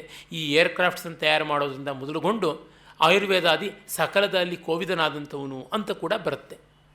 ಅವನು ಭೃಗುವಂಶೀಯ, ಭಾರ್ಗವ ಭೃಗುಗೋತ್ರದವನು. ಈ ಭೃಗುಗಳು ನಿನ್ನೆ ದಿವಸವೇ ನಾನು ಹೇಳಿದ್ದೀನಲ್ಲ, ಮೆಟೀರಿಯಲಿಸ್ಟ್ ಅಂತ ಹೇಳ್ಬಿಟ್ಟಿನು. ಈ ಮೆಟೀರಿಯಲಿಸಮ್ ಇಲ್ಲದೆ ಎಂಜಿನಿಯರಿಂಗು, ಮೆಡಿಸನ್ನು ಮತ್ತೊಂದು ಎಲ್ಲ ಡೆವಲಪ್ ಆಗುವಂಥದ್ದು ಅಲ್ಲ, ಅದರ ಪ್ರತಿನಿಧಿ. ಆದರೂ ಅವನು ದೇವ ಕಾರ್ಯಕ್ಕಾಗಿ ತನ್ನ ಬೆನ್ನು ಮೂಳೆ ಕೊಟ್ಟ ಅಂತ. ಬೆನ್ನು ಮೂಳೆಯನ್ನು ಕೊಡೋದು ಅಂತಂದರೆ ಏನು? ಬೆಸ್ಟ್ ಆಫ್ ಹಿಮ್ ಅದನ್ನು ಕೊಡುವಂಥದ್ದು. ಸ್ಪೈನ್ ಇಲ್ಲದೆ, ನಾವು ಸ್ಪೈನ್ಲೆಸ್ ಫೆಲೋ ಅಂತೀವಿ ಇಂಗ್ಲೀಷ್ನಲ್ಲಿ, ಶಕ್ತಿ ಇಲ್ಲ, ಪರಾಕ್ರಮ ಇಲ್ಲ ಅಂತ. ತನ್ನ ಶಕ್ತಿಯನ್ನೇ ಇಂದ್ರನಿಗೆ ಧಾರೆ ಎರೆದ ಅನ್ನುವಂಥದ್ದು ಅಲ್ಲಿ ಕಾಣುವಂಥ ಸಂಕೇತ. ಜೊತೆಗೆ ಆಧ್ಯಾತ್ಮಿಕವಾಗಿ ಕೂಡ ಅಪಾರವಾದ ಅರ್ಥ ಉಂಟು. ಅದು ಏನು ಅಂದರೆ, ಇಂದ್ರಿಯ ಅಧಿದೇವತೆಯಾದ ಇಂದ್ರ ಬಲಿಷ್ಠನಾಗಬೇಕು ಅಂತಂದರೆ ಆ ಮೇರುದಂಡ, ಕಶೇರು ದಂಡ ಅದು ಅವನ ಕೈಗೆ ಬರಬೇಕು ಅಂತ. ಆ ಕಶೇರು ದಂಡದಲ್ಲಿ ನೆಟ್ಟಗಿರತಕ್ಕಂಥ ಬೆನ್ನು ಮೂಳೆಯಲ್ಲಿ ಇಡಾ, ಪಿಂಗಳ, ಸುಷುಮ್ನ ಅನ್ನುವ 3 ನಾಡಿಗಳು, ಅಲಂಬುಷಾದಿ ಇನ್ನೂ ಅನೇಕ ನಾಡಿಗಳು, 14 ನಾಡಿಗಳು, ಅದು ಮತ್ತು 72,000 ನಾಡಿಗಳು, ಅವೆಲ್ಲದರ ಚಾನಲ್ಲು ಈ ಬೆನ್ನು ಮೂಳೆ, ಅಲ್ಲಿಯ ಮೂಲಕವೇ ಹರಡಿ ಹೋಗುತ್ತೆ ಅಂತ ಹೇಳ್ತೀವಿ. ಅಲ್ಲಿ ಇರುವ ಸುಷುಮ್ನ ನಾಡಿ ಕುಂಡಲಿನಿಯ ಜಾಗರಣದ ಮಾರ್ಗ ಅಂತ, ಅದು ಜ್ಞಾನ ಮಾರ್ಗ ಅಂತ ಕರೀತಾರೆ. ಅದನ್ನು ಸೋಮ ಮಾರ್ಗ ಅಂತ ಕೂಡ ಕರೀತಾರೆ. ಆ ಒಂದು ಕುಂಡಲಿನಿ ಶಕ್ತಿಯ ಜಾಗರಣದ ಮೂಲಕ ಇಂದ್ರಿಯದ ಹಂತವನ್ನು ಮೀರಿ ಇಂದ್ರ ಅದನ್ನು ದಾಟಿ ವಸ್ತುವನ್ನು ಕಾಣಬಲ್ಲ, ಪರಿಸ್ಥಿತಿಯನ್ನು ನಿರ್ವಹಿಸಬಲ್ಲ. ಜೀವಾತ್ಮನಾದರೂ ಹಾಗೇನೆ ಇಂದ್ರಿಯ ಮಾತ್ರವಾಗಿ ವೇದ್ಯವಾಗುವಂಥ ಪ್ರಪಂಚವನ್ನು, ಅದರ ಸವಾಲುಗಳನ್ನು ಮೀರಿ ಇಂದ್ರಿಯಾತೀತಕ್ಕೆ ಹೋಗಬೇಕು ಅಂತ.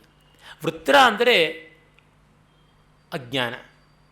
ಈ ಅಜ್ಞಾನ ಎಲ್ಲವನ್ನು ಆವರಿಸುವಂಥದ್ದು, ಎಲ್ಲವನ್ನು ನುಂಗುವಂಥದ್ದು, ಇಂದ್ರಿಯಗಳನ್ನು ತನ್ನ ವಶವನ್ನಾಗಿಸಿಕೊಳ್ಳೋದಕ್ಕೆ ಹೊರಟದ್ದು.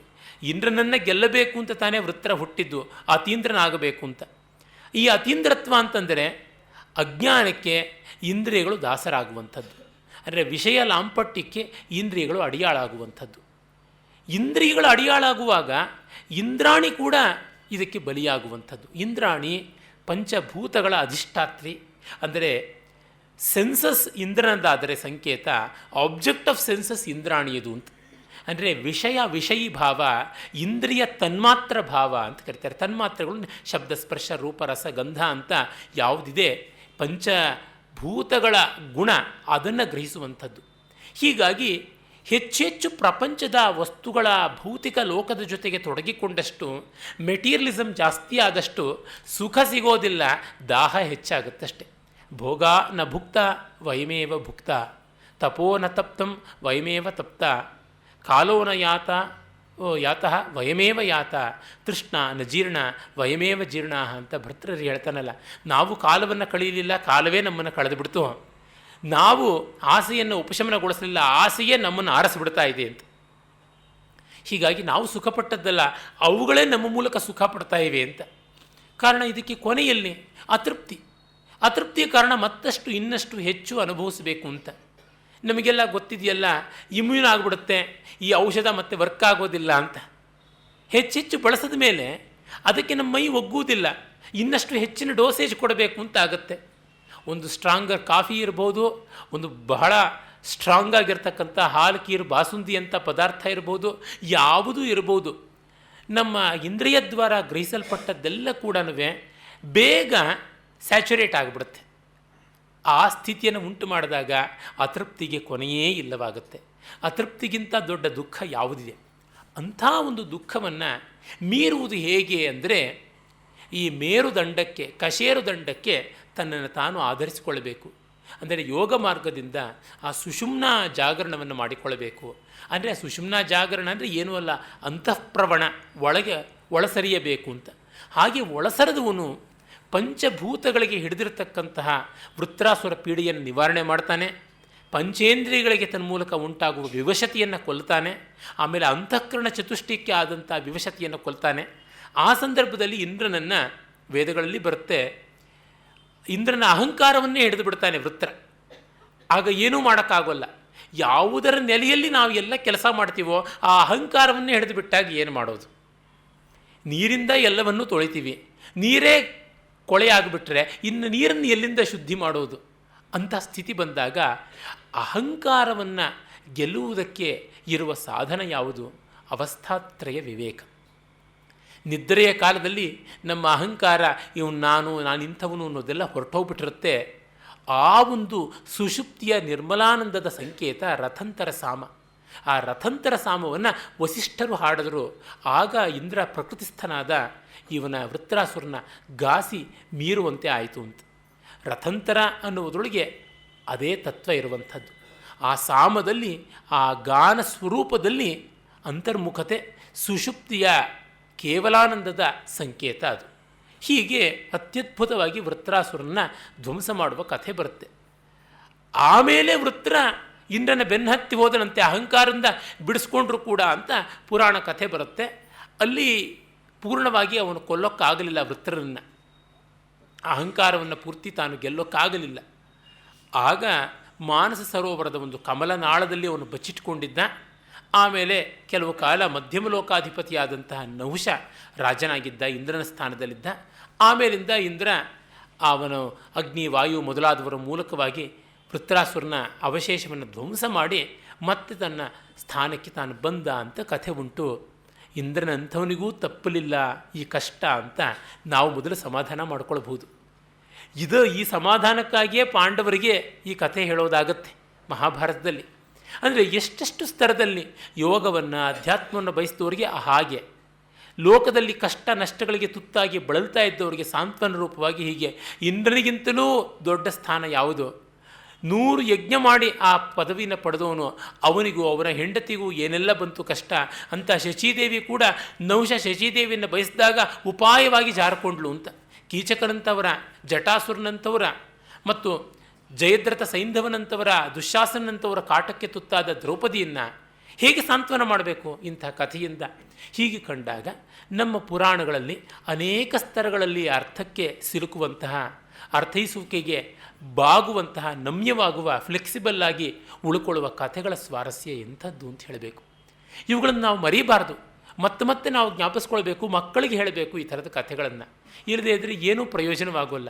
ನೆನ್ನೆ ದಿವಸ ಮಾನ್ಯರಾದ ಮಿತ್ರರು ಹೇಳಿದ್ರು, ಪುರಾಣಗಳ ಫಲಶ್ರುತಿಯ ಉದ್ದೇಶ ಈ ನೆವದಿಂದಲಾದರೂ, ಈ ಫಲದ ಲೋಭದಿಂದಲಾದರೂ ಓದಲಿ ಅಂತ. ಖಂಡಿತ ಹೌದು. ಮಹರ್ಷಿಗಳು ಅಜ್ಞಾನಿಗಳಲ್ಲವೇ ಅಲ್ಲ. ಅವರು ಬರೆದದ್ದು ಪ್ರಯೋಜನ ದೃಷ್ಟಿಯಿಂದಲೇ ಈ ತರಹ.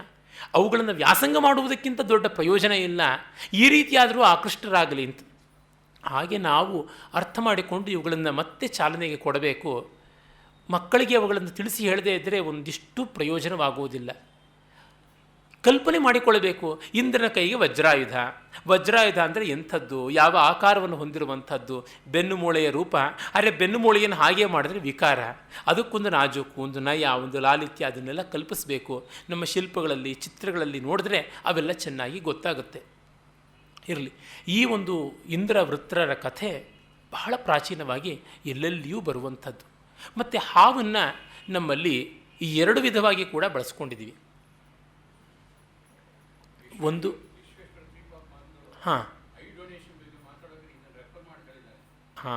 ಇಷ್ಟು ಅದ್ಭುತವಾದ ಕಥೆ. ದಧೀಚಿ ಮಹರ್ಷಿ ಬದುಕಿದ್ದಾಗಲೇ ಬೆನ್ನು ಮೂಳೆ ಕೊಟ್ಟ, ನಾವು ಸತ್ತ ಮೇಲೆ ಕಣ್ಣು ಕೊಡೋದಕ್ಕೆ ಏನು ಕಷ್ಟ ಅಂತ ನೋಡಿ. ಪೀಠಾಧಿಪತಿಗಳಾಗಿ ಸಾಂಪ್ರದಾಯಿಕವಾದ ಒಂದು ಮಠದ ಸ್ವಾಮಿಗಳಾಗಿರುವಂಥವರಿಗೆ ಎಷ್ಟು ವಿಶಾಲವಾದ ದೃಷ್ಟಿ ಮತ್ತು ಪುರಾಣವನ್ನು ಯಾವ ರೀತಿ ಸಾಂಪ್ರದಾನುಕೂಲಿಯಾಗಿ ಬಳಸಬಹುದು ಅಂತ. ಈ ದೇಹದಾನ ಮಾಡೋದರ ಬಗ್ಗೆ ಕೆಲವರು ಮಡಿವಂತರು ಒಪ್ಪುವುದೇ ಇಲ್ಲ. ನಮ್ಮ ಮನೆ ಹತ್ತಿರ ಒಬ್ಬರಿದ್ದಾರೆ, ತುಂಬ ಒಳ್ಳೆಯವರು, ಸಜ್ಜನರು, ಶಾಸ್ತ್ರಾದಿಗಳನ್ನು ಬಲ್ಲವರು. ಆದರೆ ಅಕ್ಷರ ಸತ್ಯಕ್ಕೆ ಬೆಲೆ ಕೊಡ್ತಾರೆ ಹೊರತು ಭಾವಸತ್ಯಕ್ಕೆ ಅಲ್ಲ. ಹಾಗಾಗಿ ಅವರು ಈ ಶರೀರ ದಾನವನ್ನು, ಕಣ್ಣಿನ ದಾನವನ್ನು ಇತ್ಯಾದಿಯನ್ನು ಮಾಡೋದು ಹೇಗೆ? ಯಾವನೋ ಒಬ್ಬ ಸನಾತನ ಧರ್ಮದ ದ್ರೋಹಿ ಕೈಗೆ ಅದು ಹೊರಟೋಗ್ಬಿಟ್ರೆ, ಯಾವನೋ ಒಬ್ಬ ನಮ್ಮ ದೇವಸ್ಥಾನಗಳನ್ನು, ನಮ್ಮ ಸಂಸ್ಕೃತಿಯನ್ನು ನಾಶ ಮಾಡೋದಕ್ಕಿಂತಲೇ ಬದುಕೆಲ್ಲ ಮೀಸಲಿಟ್ಟಿದ್ದಾನೆ, ಅವನಿಗೆ ಪುಣ್ಯವಶಾತ್ ಅಂದರೆ ನಮ್ಮ ಪುಣ್ಯವಶಾತ್ ಕಣ್ಣು ಹೊರಟೋಗ್ಬಿಡ್ತು. ಈಗ ಇನ್ಯಾರೋ ಒಬ್ಬರು ಸನಾತನ ಧರ್ಮೀಯರೇ ಒಬ್ಬರು ಕಣ್ಣನ್ನು ದಾನ ಮಾಡಿದ್ರೆ ಆ ಪಾಪಿಗೆ ಮತ್ತೆ ಕಣ್ಣು ಕೊಟ್ಟಂತೆ ಆಗೋದಿಲ್ವಾ? ಅದಕ್ಕೆ ಯಾತಕ್ಕೆ ಕೊಡಬೇಕು ಅಂತ. ಪಾಪಿಗೇ ಕಣ್ಣು ಹೋಗುತ್ತೆ ಅಂತ ಗ್ಯಾರಂಟಿ ಏನು? ಪುಣ್ಯವಂತನಿಗೂ ಹೋಗ್ಬೋದಲ್ವಾ? ಸನಾತನ ಧರ್ಮದ ಉದ್ಧಾರಕ್ಕಾಗಿಯೇ ಬದುಕೆಲ್ಲ ತೆಗೆದವನಿಗೂ ಒಬ್ಬ ಕಣ್ಣು ಕೊಡುವಂಥ ಸ್ಥಿತಿ ಬರ್ಬೋದಲ್ವಾ ಅಂತ ನಾನು ಕೇಳಿದೆ. ತರ್ಕಕ್ಕೆ ಯಾವುದೂ ಪೂರ್ವ ಪಕ್ಷ ಆಗುತ್ತೆ. ಮತ್ತು ನಮಗದು ಪ್ರಯೋಜನಕ್ಕೆ ಬರೋಲ್ಲ, ಮತ್ತೊಬ್ಬರು ಕೊಡಬಹುದಲ್ವ, ಇದು ನಮ್ಮ ಶಾಸ್ತ್ರದಲ್ಲಿ ಉಂಟೆ, ಸಂಪ್ರದಾಯದಲ್ಲಿ ಉಂಟೆ ಅಂತೆಲ್ಲ ಪ್ರಶ್ನೆ. ಶಾಸ್ತ್ರ ಸಂಪ್ರದಾಯಗಳಲ್ಲಿ ಇಲ್ಲ ಅಂದ ಮಾತ್ರಕ್ಕೆ ಅದು ಅಶಾಸ್ತ್ರೀಯವಾಗಬೇಕೇ? ಖಂಡಿತ ಹಾಗಿಲ್ಲ. ಆಮೇಲೆ ಮತ್ತು ಒಂದು, ದೇಹ ಹೀಗೆ ತುಂಡಾಗಿಬಿಟ್ರೆ, ಅಪೂರ್ಣವಾಗಿಬಿಟ್ರೆ, ಯಜ್ಞೇಶ್ವರನಿಗೆ ಕಟ್ಟಕಡೆ ಆಹುತಿ ಅಂತ ಕೊಡ್ತೀವಿ, ಆವಾಗ ಅಪೂರ್ಣವಾದಂಥ ಆಹುತಿ ಹೇಗೆ ಸರಿಯಾಗುತ್ತೆ ಅಂತ ನಾನು ಅದಕ್ಕೂ ಹೇಳಿದೆ. ಒಂದು ಮಿಲಿಟರಿ ಇತ್ಯಾದಿಯಲ್ಲಿ ಕೆಲಸದಲ್ಲಿರ್ತಕ್ಕಂಥವನು ಯುದ್ಧದಲ್ಲಿ ಕೈಯನ್ನೋ ಕಾಲನ್ನೋ ಕಳ್ಕೊಳ್ತಾನೆ, ಅಷ್ಟೇಕೆ ನಾವುಗಳ ಹಲ್ಲನ್ನೇ ಕಳ್ಕೊತೀವಿ, ಅಥವಾ ಇನ್ಯಾವುದೋ ಒಂದು uterus removal operation, appendicitis removal operation, breast removal operation, ಒಂದು ಕಿಡ್ನಿ ರಿಮೂವಲ್ ಆಪರೇಷನ್ನು ಅಂತೆಲ್ಲ ಮಾಡ್ತಾರೆ, ಆಗ ಅಪೂರ್ಣವಾಗಲಿಲ್ವೇ ಅಂತ ಕೇಳಿದೆ. ಉತ್ತರ ಇಲ್ಲ. ಅಂದರೆ ಆಗ್ರಹ ಬಂದುಬಿಟ್ರೆ ಉತ್ತರ ಯಾವುದೂ ಒಪ್ಪಿಗೆ ಆಗೋದಿಲ್ಲ. ನಮ್ಮಲ್ಲಿ ಯಾವ್ಯಾವುದೋ ಪ್ರಮಾದದಲ್ಲಿ ತೀರ್ಕೊಂಡಂಥವರಿಗೆ ಕೂರ್ಚ ಶರೀರವನ್ನು ಮಾಡಿ ಅವರ ಸಾಂಕೇತಿಕ ಶರೀರಕ್ಕೆ ಅಂತ್ಯಷ್ಟಿಯನ್ನು ಮಾಡುವುದೆಲ್ಲ ಉಂಟು. ಅದೆಲ್ಲ ಅವರು ಬಲ್ಲವರೇ ಆದವರು. ಆದರೆ ಈ ಥರ ದಾನ ಮಾಡಬಹುದು ಅಂತ ಇದೆಯಾ ಅಂತ. ಶಿಬಿ ಕೊಡಲಿಲ್ವೇ? ಮತ್ತು ತಾಮ್ರಧ್ವಜ ಅವನ ತಂದೆ ಮಯೂರಧ್ವಜ ಅವನು ಕೊಡಲಿಲ್ವೇ? ಅರ್ಧ ದೇಹವನ್ನೇ ಕೊಡೋದಕ್ಕೆ ಹೋದ್ರಲ್ವ? ಈಗ ದದೀಚಿ ಮಹರ್ಷಿ ಕೊಡಲಿಲ್ವೇ ಅಂತೆಲ್ಲ ಪ್ರಶ್ನೆ ಬಂತು. ಅವರು ಕೊಟ್ಟದ್ದು ದೇವಕಾರ್ಯಕ್ಕೆ, ಇದೂ ದೇವಕಾರ್ಯ, ಅದು ಹೇಗೆ ಗ್ಯಾರಂಟಿ? ಕಡೆಗೆ ನಾವು ಆತ್ಮನಸ್ತುಷ್ಟಿರೇವಚ ಅಂತರ್ವಾಣಿ ಹೇಳದಂತೆ ನಡೆಯಬೇಕಾಗುತ್ತೆ. ಅಲ್ಲಿವರೆಗೂ ತರ್ಕ ಮಾಡ್ಬೋದು. ಅಂದರೆ ಪುರಾಣಗಳ ಕಥೆಯನ್ನು ಲೋಕಹಿತಕ್ಕಾಗಿ ಎಷ್ಟು ಸೊಗಸಾಗಿ ಕೂಡ ಬಳಸಿಕೊಳ್ಳಬಹುದು ಅನ್ನೋದು ಗೊತ್ತಾಗುತ್ತೆ. ಮತ್ತು ಈ ವಿಷ್ಣು ಪುರಾಣದಲ್ಲಿ ಬರುವಂತಹ ಮತ್ತೊಂದು ಕಥೆ ಅಂತಂದರೆ ಖಾಂಡಿಕ್ಯ ಕೇಶಿಧ್ವಜ ಇವರ ಕಥೆ.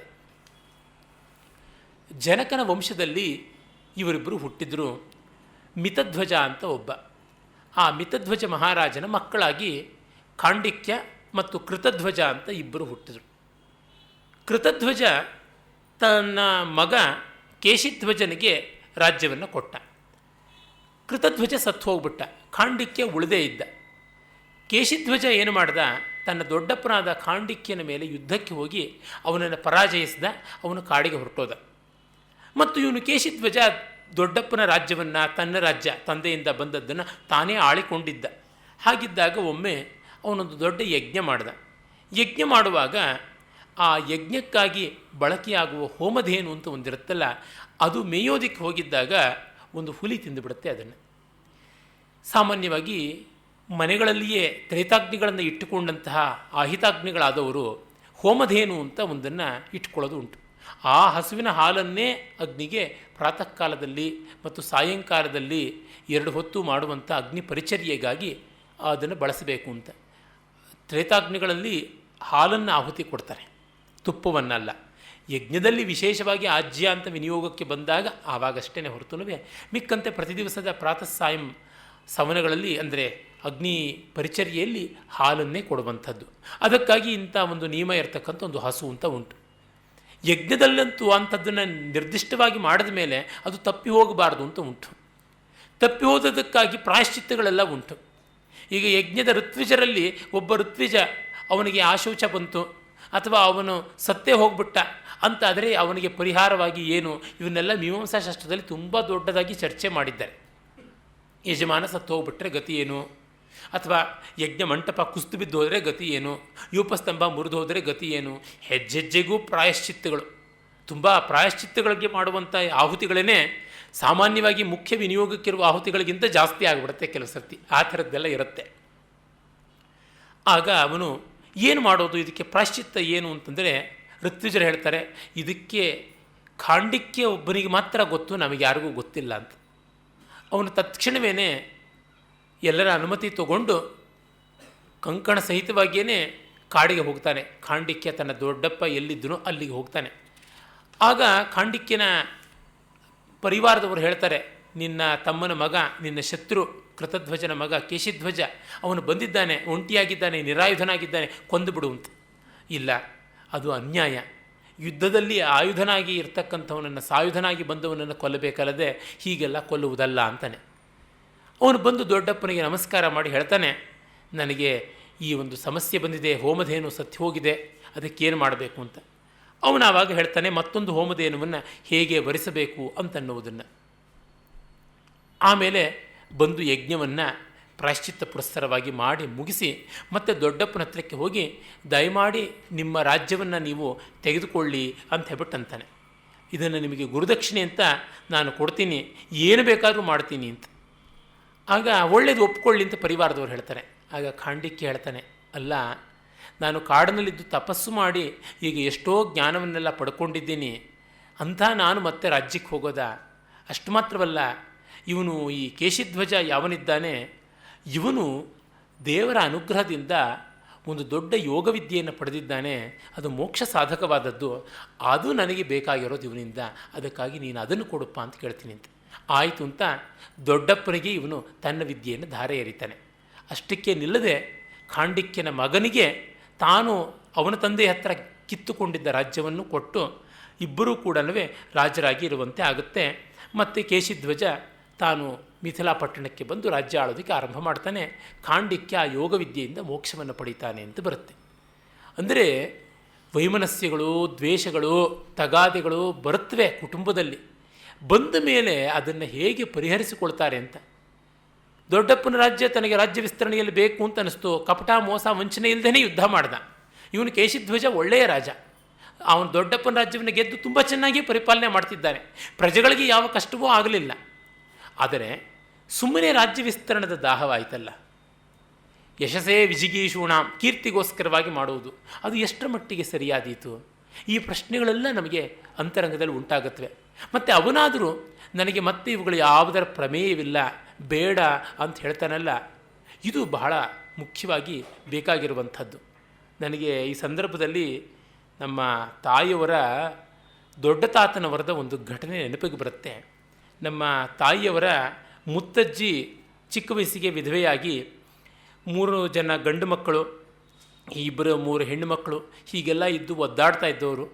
ಅವರು ಪಾಪ ಊರಿನಲ್ಲಿ ಹಳ್ಳಿಯಲ್ಲಿ ಬಾಳೋಕ್ಕಾಗದೆ ಹೊಟ್ಟೆಪಾಡಿಗೂ ಏನೂ ನಡೆಯದೆ ಒಮ್ಮೆ ಯಾರ ಮನೆಯಲ್ಲಿಯೋ ಬೇಸಿಗೆ ದಿನದಲ್ಲಿ ಸುಣ್ಣ ಬಳಿಯೋಕ್ಕೆ ಈ ತಾಯಿ ಅನಾಥರಾದ ಮಕ್ಕಳು, ಚಿಕ್ಕ ಮಕ್ಕಳೆಲ್ಲ ಹೋದರಂತೆ. ಅವರು ಮನೆ ಪೂರ್ತಿ ಸುಣ್ಣ ಬಳಸಿಕೊಂಡು ಅನ್ನವೂ ಹಾಕದೆ ಕಳಿಸಿದರಂತೆ. ಆಗ ಆ ತಾಯಿಗೆ ಬಹಳ ಬೇಸರವಾಗಿ, ಕೋಲಾರದ ಹತ್ತಿರದ ಹಳ್ಳಿ, ನಾನಿನ್ನು ಇಲ್ಲಿ ಇರೋದು ಬೇಡಪ್ಪ, ಈ ಊರು ಸರಿಯಲ್ಲ ಅಂತ ಹೇಳಿ ಅವರು ತಮ್ಮ ಮಕ್ಕಳನ್ನೆಲ್ಲ ಕರ್ಕೊಂಡು ಮೈಸೂರಿಗೆ ಬಂದರಂತೆ. ಮೈಸೂರಿನಲ್ಲಿ ಬಂದು ಅಲ್ಲಿ 4 ಜನರ ಮನೆಯಲ್ಲಿ ಮೆಣಸಿನ ಪುಡಿ, ಚಟ್ನಿ ಪುಡಿ ಈ ಥರದ ಕೆಲಸ ಮಾಡಿಕೊಡೋದು, ಮಕ್ಕಳ ಕೈನಲ್ಲಿ ನೀರು ಗೀರು ಎಳಿಸಿ ಮಡಿ ನೀರಿಗೆ ತರುವುದು, ಹೀಗೆ ಮಾಡ್ತಾ ಎಲ್ಲ ಮಕ್ಕಳನ್ನೂ ಓದಿಸಿದ್ರು. ಹೆಣ್ಣು ಮಕ್ಕಳನ್ನೂ ಗ್ರ್ಯಾಜುಯೇಟ್ ಮಾಡಿದ್ರಂತೆ. ಅವರು ಸುಬ್ಬಮ್ಮ ಅಂತ ಒಬ್ಬರಂತೂ ಫಸ್ಟ್ ಗ್ರ್ಯಾಜುಯೇಟ್ಸಲ್ಲಿ ಒಬ್ಬರು ಕರ್ನಾಟಕದಲ್ಲಿ. ಆಕೆ ಇನ್ಸ್ಪೆಕ್ಟರ್ ಆಫ್ ಸ್ಕೂಲ್ಸ್ ಅಂತ ಆಗಿ ಅವರ ಗಂಡ SSLC ಮಾಡಿದವರು, ಇವರ ಕೈ ಕೆಳಗೆ ಕ್ಲಾರ್ಕು, ಹೆಂಡತಿ ಆತನ ತಲೆ ಮೇಲೆ ಬಾಸು, ಹಾಗಾಗಿದ್ದಂಥ ಸಂದರ್ಭ ಬಂದಿತ್ತಂತೆ. ಅವರು ದೊಡ್ಡ ಮಗನನ್ನು ಕೂಡ ಓದಿಸಿದ್ರು. ಅವರು ನಾಲ್ಮುಡಿ ಕೃಷ್ಣರಾಜ ಒಡೆಯರಿಗೆ ಪಾಠ ಹೇಳ್ತಾ ಇದ್ರಂತೆ. ಅವರು ಗ್ರ್ಯಾಜುಯೇಟ್ ಆಗಿದ್ದವರು. ಇದೆಲ್ಲ ಸುಮಾರು 100 ವರ್ಷಕ್ಕೂ ಹಿಂದಿನ ಕಥೆ. ಆಗ ಮಹಾರಾಜರು ಚಿಕ್ಕ ವಯಸ್ಸಿನವರು, ವಾಣಿವಿಲಾಸ್ ಸನ್ನಿಧಾನದವರು ರೀಜೆಂಟ್ ಆಗಿದ್ದರು, ಶೇಷಾದ್ರಿ ಅಯ್ಯರ್ ಅವರು, ರಂಗಾಚಾರ್ಲು ಅವರು ದಿವಾನರಾಗಿದ್ದ ಕಾಲ. ಇನ್ನು ಇವರಿಗೆ ವಿದ್ಯಾಭ್ಯಾಸ ಮುಗಿಯಿತು. ಮುಗಿದ ಮೇಲೆ ಅವ್ರ ಮೇಸ್ಟ್ರನ್ನೇನು ಮಾಡಬೇಕು ಕೇಳಿದ್ರಂತೆ. ನೀವು ಹೈಲಿ ಕ್ವಾಲಿಫೈಡ್, ಹಾಗಾಗಿ ನೀವು ಎಲ್ಲಿಯಾದರೂ ಡೆಪ್ಟಿ ಕಮಿಷನರ್ ಆಗಿ ಹೋಗ್ತೀರಾ ಅಂತ. ಆಗ ಅವರು ಹೇಳಿದ್ರಂತೆ, ಮಹಾರಾಜರು ನನ್ನ ಕಾಲಿಗೆ ಮುಟ್ಟಿ ನಮಸ್ಕಾರ ಮಾಡಿ ಗುರುಗಳೇ ಅಂತ ಸಂಬೋಧನೆ ಮಾಡ್ತಾ ಇದ್ದಂಥವರು, ಈಗ ಅವರ ಕೈ ಕೆಳಗೆ ಕಾಲು ಕೆಳಗೆ ಬರೋ ಯಾರ್ಯಾರೋ ಅಧಿಕಾರಿಗಳ ಮುಂದೆ ನಾನು ಕೈ ಜೋಡಿಸಿ ನಿಲ್ಲಬೇಕಾಗತ್ತೆ ಡೆಪ್ಟಿ ಕಮಿಷನರ್ ಅಂತಾದರೆ, ನನಗಿದೇ ಸಾಕು, ನಿವೃತ್ತಿ ಇನ್ನೇನು ಬೇಡ ಅಂತ ಹೇಳ್ಬಿಟ್ಟಂತರಂತೆ. ಈ ಒಂದು ದೃಷ್ಟಿಕೋನ ಇದೆಯಲ್ಲ, ಖಾಂಡಿಕ್ಯನಲ್ಲಿ ಕಾಣಿಸಿದ್ದದೇನೆ. ಪಡೆಯುವಷ್ಟು ಪಡೆದದ್ದಾಯಿತು. ಅಧೀತ ಮಧ್ಯಾಪಿತ ಮಾರ್ಜಿತಂ ಯಶಃ ನ ಶೋಚನೀಯಂ ಕಿಮಪೀಹ ಭೂತಲೆ ಅತಃಪರಂ ಶ್ರೀ ಭವನಾಥ ಶರ್ಮಣೆ ಮನೋಹಾರಿಣಿ ಜಾಹ್ನವಿ ತಟೆ ಅಂತ ಒಬ್ಬ ಶಂಕರ ಮಿಶ್ರ ಅಂತ ಒಬ್ಬ ದೊಡ್ಡ ಉದ್ದಂಡ ವಿದ್ವತ್ ಕವಿ, ಮಹಾಪಂಡಿತ, ಉತ್ತರ ಪ್ರದೇಶದವನು, ದರ್ಭಾಂಗದ ಪ್ರಾಂತದವನು. ಅವನದೊಂದು ಪದ್ಯ ತಂದೆಯ ಬಗ್ಗೆ ಹೇಳ್ತಾನೆ. ಓದಿದ್ದಾಯಿತು, ಇನ್ನೇನು ಮಾಡಬೇಕಾಗಿದೆ? ನ ಶೋಚನೀಯಂ ಕಿಮಪಿಹ ಭೂತಲೆ, ಕೀರ್ತಿ ಪಡೆದದ್ದಾಯಿತು, ಇನ್ನು ಸಾಕು ಅಂತ ಅನ್ನಿಸಬೇಕು ಅಂತ. ಇದು ಬದುಕಿಗೆ ಬರಬೇಕಾದದ್ದು. ಪುರಾಣಗಳು ಇಂಥ ಸಂದರ್ಭಗಳನ್ನು ಎಷ್ಟೋ ಹೇಳುತ್ತವೆ. ವೈಮನಸ್ಯ, ರಾಗ, ದ್ವೇಷಗಳ ಖುದ್ದು ಎದೆ ಕಿಟ್ಟವಾಗಿ ಅದನ್ನೆಲ್ಲ ಬಸಿದು ಕಡೆಗೆ ಅಂತರ್ಮುಖತೆಗೆ ಬರುವಂಥದ್ದಾಗಬೇಕು ಅಂತ. ಹಿಂದಿಯಲ್ಲಿ ಒಂದು ಗಾದೆನೇ ಇದೆಯಲ್ಲ, ಕಟ್ವಿ ನೀಮೋಲಿ ಮೇ ಭಿ ಪಕನೆ ಪರ್ ಮಿಠಾ ಸಾತಾ ಹೈ ಅಂತ. ಕಹಿಯಾಗಿರ್ತಕ್ಕಂಥ ಬೇವು ಪಕ್ವವಾದರೆ ಸಿಹಿಯಾಗತ್ತೆ ಅಂತ. ಮನುಷ್ಯನ ಬದುಕಿನಲ್ಲಿ ಬರದೇ ಇದ್ದರೆ ಅದಕ್ಕೆ ಯಾವ ಬೆಲೆ ಇದೆ, ಯಾವ ನೆಲೆ ಇದೆ ಅಂತ ಅದನ್ನು ಪುರಾಣಗಳು ಹೇಳ್ತಾ ಇವೆ.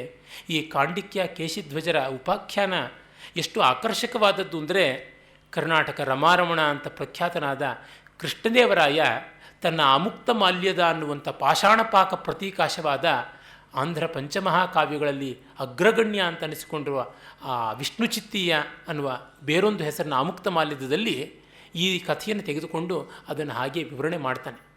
ಅಂದರೆ ಯೋಗಕ್ಕೆ ಯಾವ ಬೆಲೆ ಉಂಟು, ಅಧ್ಯಾತ್ಮಕ್ಕೆ ಯಾವ ಬೆಲೆ ಉಂಟು, ಲೋಕದ ವೈಮನಸ್ಸುಗಳು ಎಲ್ಲಿ ನಿಲ್ಲುತ್ತವೆ ಎನ್ನುವುದು, ಇದನ್ನು ಕೂಡ ವಿಷ್ಣು ಪುರಾಣ ತುಂಬ ಆಕರ್ಷಕವಾಗಿ ಹೇಳಿದೆ. ಮತ್ತು ಇಲ್ಲಿ ಯಮಗೀತ ಅಂತ ಹೇಳಿಬಿಟ್ಟು ಕೂಡ ಒಂದು ವಿಶೇಷವಾದಂಥದ್ದು ಬರುತ್ತೆ. ಆ ಯಮಗೀತೆಯಲ್ಲಿ ಯಮನೇ ಭಗವದ್ಗೀತೆಯನ್ನು ಉಪದೇಶ ಮಾಡ್ತಾನೆ. ಭಗವದ್ಗೀತೆ ಅಂತಂದರೆ ತನ್ನದಾದಂಥ ಒಂದು ಗೀತೆಯನ್ನು ಕಾಳಿಂಗ ಅನ್ನುವವನಿಗೆ ಉಪದೇಶ ಮಾಡ್ತಾನೆ. ಅದು ವಿಷ್ಣು ಭಕ್ತಿಗೆ ಸಂಬಂಧಪಟ್ಟಂಥದ್ದು, ತತ್ವಕ್ಕೆ ಸಂಬಂಧಪಟ್ಟಂಥದ್ದು. ಮರಣಾನಂತರ ನಮಗೆ ನೆಮ್ಮದಿ ಇರಬೇಕು ಅಂತಂದರೆ ಭಗವಂತನನ್ನು ನೆನೆಯಬೇಕು. ಸಕಲ ಮಿದಮಹಂಚ ವಾಸುದೇವ ಪರಮ ಪುಮಾನ್ ಪರಮೇಶ್ವರಸ್ಸ ಏಕಃ ಇತಿ ಮತಿ ರಚಲ ಭವತ್ಯರಂತೆ ಹೃದಯಗತೆ ವ್ರಜ ತಾನ್ ವಿಹಾಯ ದೂರಾತ್ ಕಮಲನಯನ ವಾಸುದೇವ ವಿಷ್ಣು ಧರಣಿಧರಾಚ್ಯುತ ಶಂಖಚಕ್ರಪಾಣೆ ಭವಶರಣಂ ಇತೀರಯಂತಿ ಯೇ ವೈ ತ್ಯಜ ಭಟ ದೂರತರೇಣ ತಾನ್ ಅಪಾಪಾನ್ ಅಂತ ತನ್ನ ಭಟರಿಗೆ ತಾನು ಏನಂತ ಹೇಳಿದ್ದೀನಿ. ಯಾರು ಮಹಾವಿಷ್ಣುವಿನ ಭಕ್ತರಾಗಿದ್ದಾರೆ, ಪರಮಾತ್ಮನ ನಾಮಧೇಯವನ್ನು ಉಚ್ಚಾರ ಮಾಡಿ ಆ ಮಂಗಳಕರವಾದ ಗುಣಗಳನ್ನು ಅಳವಡಿಸಿಕೊಂಡಿದ್ದಾರೆ, ಅವರ ಹತ್ತಿರಕ್ಕೂ ನೀನು ಸುಳಿಯಬೇಡ ಅಂತ. ಬದುಕಿನಲ್ಲಿ ಎಲ್ಲರಿಗೂ ಕಾಡುವಂಥದ್ದು ಮೃತ್ಯುಭೀತಿ. ನಮ್ಮ ಅನಂತ ಸಾಹಿತ್ಯ ವೇದಾಂತ ಎಲ್ಲ ಮೃತ್ಯುವನ್ನು ಹೇಗೆ ಎದುರಿಸುವುದು ಅನ್ನೋದನ್ನೇ ಕುರಿತದ್ದಾಗಿದೆ. ಪ್ರಪಂಚದ ಯಾವ ಪುರಾಣ ಕಥೆಯನ್ನು ನೋಡಿ, ಅದು ಈಜಿಪ್ಟಿಯನ್ರು ಯಾರಿದ್ದಾರೆ, ಈಜಿಪ್ಷಿಯನ್ಸು ಬುಕ್ ಆಫ್ ದಿ ಡೆಡ್ ಅಂತ ಏನಿದೆ, ಮೃತ ಪುಸ್ತಕ ಅಂತ, ಮೃತರ ಪುಸ್ತಕ ಅಲ್ಲಿಂದ ಮೊದಲುಗೊಂಡು ಗ್ರೀಕರದು, ಯಹೂದ್ಯರದು, ಎಲ್ಲೆಲ್ಲಿ ಕಂಡರೂ ಕೂಡ ಚೀನೀಯರದು, ನಾರ್ಸ್ ಅಂತ ಏನು ಹೇಳ್ತಾರೆ, ಅವರು ಎಲ್ಲ ಪ್ರಾಂತದವ್ರದ್ದು ನಮಗೆ ಗೊತ್ತಾಗುವುದು ಒಂದೇ, ಸಾವನ್ನು ಯಾವ ರೀತಿ ಉಪಶಾಂತರಾಗಿ ಸ್ವೀಕಾರ ಮಾಡುವಂಥದ್ದು ಅಂತ. ಹುಟ್ಟನ್ನು ನಾವು ಯಾವ ಥರ ಸ್ವೀಕಾರ ಮಾಡ್ತೀವೋ ಸಾವನ್ನು ಹಾಗೆ ಸ್ವೀಕಾರ ಮಾಡಬೇಕು. ಆದರೆ ಅದಷ್ಟು ಸುಲಭವೇ ಅಲ್ಲ. ಅದಕ್ಕಾಗಿ ಮಾಡುವ ತಯಾರಿ. ಯಾಕೆಂದರೆ ಹುಟ್ಟುವಾಗ ನಮಗೆ ಪ್ರಜ್ಞೆ ಇಲ್ಲ, ಜೊತೆಗೆ ದೇಹಾಭಿಮಾನ ಅಂದರೆ ಏನು ಅನ್ನೋದು ಅಷ್ಟು ದೃಢ ನಿಶ್ಚಿತವಾಗಿ ಗೊತ್ತಿಲ್ಲ. ಬೆಳೀತಾ ಬೆಳೀತಾ ಈ ದೇಹದ ಜೊತೆಗೇ ನಾವು ಬೆಳೆಯುವ ಕಾರಣ ಅದರ ಮೂಲಕವೇ ನಮ್ಮದೆಲ್ಲ ಅಭಿವ್ಯಕ್ತೀಕರಣ, ಐಡೆಂಟಿಫಿಕೇಷನ್ ಆಗುವುದರಿಂದ ಅದನ್ನು ಬಿಡುವುದು ಹೇಗೆ ಅಂತ ಹೆಜ್ಜೆ ಹೆಜ್ಜೆಗೂ ಕಾಡ್ತಾ ಇರುತ್ತೆ. ಅದಕ್ಕಾಗಿ ಒಂದಲ್ಲ ಎರಡಲ್ಲ ಅನೇಕ ವರ್ಷಗಳು, ಅನೇಕ ದಿವಸಗಳು ಪ್ರಯತ್ನ ಪಡಬೇಕು. ಅದಕ್ಕಾಗಿ ಯಮಗೀತ ಅಂಥವು ತುಂಬ ಪ್ರಯೋಜನಕ್ಕೆ ಬರುತ್ತೆ. ಅದನ್ನು ಕೂಡ ನಾವಿಲ್ಲಿ ಕಾಣ್ತೀವಿ. ಅದಾದ ಮೇಲೆ ನಾವಿಲ್ಲಿ ಕಾಣುವ ಮುಖ್ಯವಾದ ಕಥೆ ಅಂತಂದರೆ ಕೃಷ್ಣ ಕಥೆ. ಕೃಷ್ಣ ಕಥೆಯೇ ಭಾಗವತದ ವಿಷ್ಣು ಪುರಾಣದ ಹೃದಯ ಅಂತ ಹೇಳಬಹುದು. ಆದರೆ ಅದು ಲೋಕಪ್ರಸಿದ್ಧವಾಗಿ ಗೊತ್ತಿರುವ ಕಾರಣ ನಾನು ಆ ವಿವರಗಳಿಗೆಲ್ಲ ಹೋಗ್ತಾ ಇಲ್ಲ. ಕೃಷ್ಣ ಕಥೆ ಎಷ್ಟೋ ಬಾರಿ ಇಲ್ಲಿ ಕೂಡ ಪರ್ಯಾಯ ರೂಪದಲ್ಲಿ ಹೇಳಿದ್ದೂ ಆಗಿದೆ, ಲೋಕವಿದಿತವಾದಂಥದ್ದಾದ್ದರಿಂದ ಅದನ್ನು ಬಿಟ್ಟು ವಿಷ್ಣು ಪುರಾಣವನ್ನು ಸಾಮಾನ್ಯ ಇಲ್ಲಿಗೆ ಪರಿಚಯ ರೂಪದಿಂದ ಮುಗಿಸಬಹುದು. ಮುಂದೆ ಇನ್ನೊಂದು ಪುರಾಣವಾದ ಮತ್ಸ್ಯವನ್ನು ತೆಗೆದುಕೊಳ್ಳಬಹುದು. ಮಹಾಭಾರತ ರಾಮಾಯಣ ಕಥೆಗಳು ಸಾಮಾನ್ಯ ಎಲ್ಲರಿಗೂ ಗೊತ್ತಿರುವಂಥವೇ. ಅವುಗಳನ್ನು ಹೊಸತಾಗಿ ಹೇಳುವಂಥ ಪರಿಶ್ರಮ ಯಾರೂ ಪಡಬೇಕಾಗಿಲ್ಲ. ಅವುಗಳನ್ನೂ ಕೂಡ ಹೊಸದಾಗಿ ಹೇಳುವಂಥ ರೀತಿ ಆಗಿಬಿಟ್ರೆ ನಮ್ಮ ಸಂಸ್ಕೃತಿಗೆ ದೊಡ್ಡ ಹಾನಿಯೇ ಆಗಿದೆ, ಸಾಕಷ್ಟು ಧಕ್ಕೆಯೇ ಬಂದಿದೆ ಅಂತಂದರೂ ತಪ್ಪಲ್ಲ. ಈ ಕಾರಣ ನೇರವಾಗಿ ಮತ್ಸ್ಯಪುರಾಣಕ್ಕೆ ಹೋಗ್ಬೋದು. ಮತ್ಸ್ಯಪುರಾಣ ಹತ್ತಿರ 14-15 ಸಾವಿರ ಶ್ಲೋಕಗಳಷ್ಟು ವಿಸ್ತಾರವಾದಂಥದ್ದು. ಇನ್ನು ಕರೆಕ್ಟ್ ಸಂಖ್ಯೆಯನ್ನೇ ಹೇಳಬೇಕು ಅಂತಂದರೆ 14,062 ಶ್ಲೋಕ ಇದೆ ಅಂತ ಆನಂದಾಶ್ರಮದವರ ಪ್ರಕಾಶನದ ಆವೃತ್ತಿ. ಒಂದೊಂದು ಆವೃತ್ತಿಯಲ್ಲಿಯೂ ವ್ಯತ್ಯಾಸವಾಗ್ತಾ ಬರುತ್ತೆ. ಇದನ್ನು ಪ್ರಾಚೀನ ಪುರಾಣಗಳಲ್ಲಿ ಒಂದು ಅಂತ ವಿದ್ವಾಂಸರು ಕೂಡ ಒಪ್ಪಿಕೊಳ್ತಾರೆ. ಮತ್ತು ಇಲ್ಲಿ ವಿಶೇಷವಾಗಿ ಪುರಾಣದ ಎಲ್ಲ ಲಕ್ಷಣಗಳು ಪಾಲಿತವಾಗಿದೆ. ಅಂದರೆ ಸರ್ಗ, ಪ್ರತಿಸರ್ಗ, ವಂಶಾನುಚರಿತ, ಮನ್ವಂತರ ಇವುಗಳೆಲ್ಲದರ ವಿವರಣೆ ಬರುತ್ತೆ. ಜೊತೆಗೆ ವಿಷ್ಣು ಪುರಾಣದಲ್ಲಿ ಇಲ್ಲದೇ ಇರತಕ್ಕಂಥ ಕೆಲವು ಕಥೆಗಳು ಬರ್ತವೆ, ಅಲ್ಲಿ ಇರುವಂಥ ಕಥೆಗಳು ಬರ್ತವೆ. ಸುಮಾರು ಕಥೆಗಳು ಇರುವುದು, ಇಲ್ಲದೇ ಇರುವುದು ಎರಡೂ ಸೇರಿವೆ. ಪುರಾಣಗಳಲ್ಲಿ ಹಲವು ಕಥೆಗಳು ಒಟ್ಟಿಗೆ ಇರುವಂಥವೇ ಆದರೂ ಬೇರೆ ಬೇರೆಯಾಗಿ ಬರುತ್ತವೆ. ಕೆಲವು ಬೇರೆ ಬೇರೆ ಛಾಯೆಗಳು ಕೂಡ ಇರುವಂಥವಾಗಿವೆ. ಈ ಉಭಯ ಪುರಾಣಗಳಲ್ಲಿ ಇರುವಂಥ ಕಥೆಗಳನ್ನು ಕೆಲವೊಂದನ್ನು ನೋಡ್ಬೋದು. ವಿಷ್ಣು ಪುರಾಣದಲ್ಲಿ ಯಾವುದನ್ನು ನಾನು ಹೇಳದೆ ಬಿಟ್ಟಿದ್ದೀನಿ ಅದನ್ನು ಮತ್ಸ್ಯಕ್ಕೆ ಇಟ್ಟುಕೊಂಡಿದ್ದೀನಿ. ಮಿಕ್ಕ ಎಲ್ಲ ಪುರಾಣಗಳ ಹಿನ್ನೆಲೆಯಲ್ಲಿ ಆ ಕಥೆಯನ್ನು ಹೇಳುವ ಪ್ರಯತ್ನ ಪಡ್ತೀನಿ. ಮತ್ಸ್ಯ ಪುರಾಣ ಹೆಸರೇ ಹೇಳುವಂತೆ ಭಗವಾನ್ ನಾರಾಯಣ ಮತ್ಸ್ಯಾವತಾರಿಯಾದಾಗ ಅವನು ತಾನು ಯಾವ ರೂಪ ತಾಳಿದ ಆ ರೂಪದ ಮೂಲಕವಾಗಿ ಜಗತ್ತಿಗೆ ಕೊಟ್ಟದ್ದು ಸ್ವಯಂಭುವ ಮನುವಿನ ಮೂಲಕ. ಸ್ವಯಂಭುವ ಮನು ಆ ಮಹಾಸಾಗರದಲ್ಲಿ, ಪ್ರಳಯ ಕಾಲದ ಸಾಗರದಲ್ಲಿ ಮಹಾಮತ್ಸ್ಯದ ಬೆನ್ನಿಗಂಟಿದ ನೌಕೆಯಲ್ಲಿ ಓಡಾಡ್ತಾ ಇರುವಾಗ ಒಂದು ಬ್ರಹ್ಮನ ಇಡೀ ಇರುಳಿನ ಕಾಲ ಹೇಳಬೇಕಲ್ವ ಕಥೆ. ಒಂದು ಬ್ರಹ್ಮನ ಇರುಳು ಅಂತಂದರೆ ಪರ ಅನ್ನುವಂಥ ಕಾಲ. ಅಷ್ಟು ಪರ ಅನ್ನುವಂಥ ಕಾಲ, ದೀರ್ಘಕಾಲ, ಕೋಟ್ಯಂತರ ದಿವ್ಯ ವರ್ಷಗಳಷ್ಟು ದೀರ್ಘಕಾಲ ಹೇಳಿದ್ದು ಈ ಪುರಾಣ ಅಂತ ಹೇಳಿಬಿಟ್ಟು.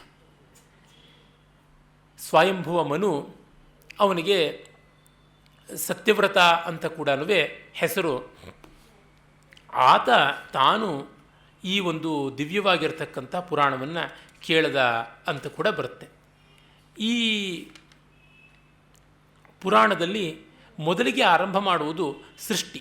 ಆ ಸೃಷ್ಟಿಯಿಂದ ಎಲ್ಲವೂ ಆಗುತ್ತೆ. ಪ್ರಳಯ ಹೇಗಾಯಿತು ಅಂತ ಆರಂಭವಾಗುತ್ತೆ. ಪ್ರಳಯದಲ್ಲಿ ಬರುತ್ತೆ ಆಪೋ ನಾರ ಇತಿ ಪ್ರೋಕ್ತ ಆಪೋ ವೈ ನರಸೂನವಃ ತಾಯದ ಸ್ಯಾಯನಂ ಪೂರ್ವಂ ತೇನ ನಾರಾಯಣ ಸ್ಮೃತಃ ಅಂತ. ನೀರಿಗೆ ನಾರ ಅಂತ ಕರೀತಾರೆ. ಆ ನೀರನ್ನೇ ನಿವಾಸವಾಗಿ ಮಾಡಿಕೊಂಡ ನಾರ, ಅದರಲ್ಲಿ ಓಡಾಡುವಂಥ ಪರಮಾತ್ಮ ನಾರಾಯಣ ಅಂತ ಅನಿಸಿಕೊಂಡ ಅಂತ ಮತ್ಸ್ಯಾವತಾರಿಯಾಗಿರ್ತಕ್ಕಂಥವನು ಅವನು ಅಂತ. ಆತ ಈ ಮಹಾಪ್ರಳಯದಲ್ಲಿ ಮಹಾಮೀನವಾಗಿ ಓಡಾಡ್ತಿದ್ದ. ಅದು 2-3 ಹಲವೇನೋ ಅನೇಕ ರೀತಿಯಾದ ಪ್ರಳಯಗಳು ಉಂಟು. ನಿತ್ಯ ಪ್ರಳಯ ಒಂದು, ನೈಮಿತ್ತಿಕ ಪ್ರಳಯ ಒಂದು, ಪ್ರಾಕೃತಿಕ ಪ್ರಳಯ ಒಂದು, ಮಹಾಪ್ರಳಯ ಒಂದು ಅಂತ. ಇಲ್ಲಿ ಬಂದಂಥದ್ದು ನೈಮಿತ್ತಿಕ ಪ್ರಳಯ ಅಂತ. ನೈಮಿತ್ತಿಕ ಪ್ರಳಯದಲ್ಲಿ ಬ್ರಹ್ಮ ಒಂದು ರಾತ್ರಿ ನಿದ್ರೆ ಮಾಡಿರ್ತಾನೆ, ಮತ್ತೆ ಹೇಳ್ತಾನೆ ಅಂತ. ಮಹಾಪ್ರಳಯದಲ್ಲಿ ಬ್ರಹ್ಮನ ಆಯುಷ್ಯವೂ ಮುಗಿಯುತ್ತೆ. ಅಂದರೆ ಬ್ರಹ್ಮನ ವರ್ಷ ಯಾವುದಿದೆ, ಬ್ರಹ್ಮ ವರ್ಷಗಳು 100 ಆದಮೇಲೆ ಆಗುವುದು. ಇದು ನೈಮಿತ್ತಿಕ ಪ್ರಳಯ ಬ್ರಹ್ಮನ 1 ದಿವಸ ಆದಮೇಲೆ ಆಗುವಂಥದ್ದು ಅಂತ ಹೇಳ್ಬಿಟ್ಟಿದ್ವಿ. ನಿತ್ಯ ಪ್ರಳಯ ನಮ್ಮ 1 ದಿವಸ ಆದಮೇಲೆ ಆಗುವಂಥದ್ದು ಅಂತ ಹೇಳ್ಬಿಟ್ಟಿದ್ವಿ. ಪ್ರಾಕೃತಿಕ ಪ್ರಳಯ ಅಂದರೆ ನಾವೇ ನೋಡ್ತಾ ಇರ್ತೀವಲ್ಲ, ಆಗ ಈಗ ನಾಶನವಾಗತಕ್ಕಂಥದ್ದು. ಹಾಗೆ ಈ ತರಹ ಹಲವು ರೀತಿಯಾಗಿ ಪ್ರಳಯಗಳನ್ನು ಹೇಳಿದ್ದಾರೆ. ಅಂದರೆ ನೋಡಿ ಎಷ್ಟು ಚೆನ್ನಾಗಿ ಯೋಚನೆ ಮಾಡಿದ್ದಾರೆ ಇವನ್ನೆಲ್ಲ ಅಂತ.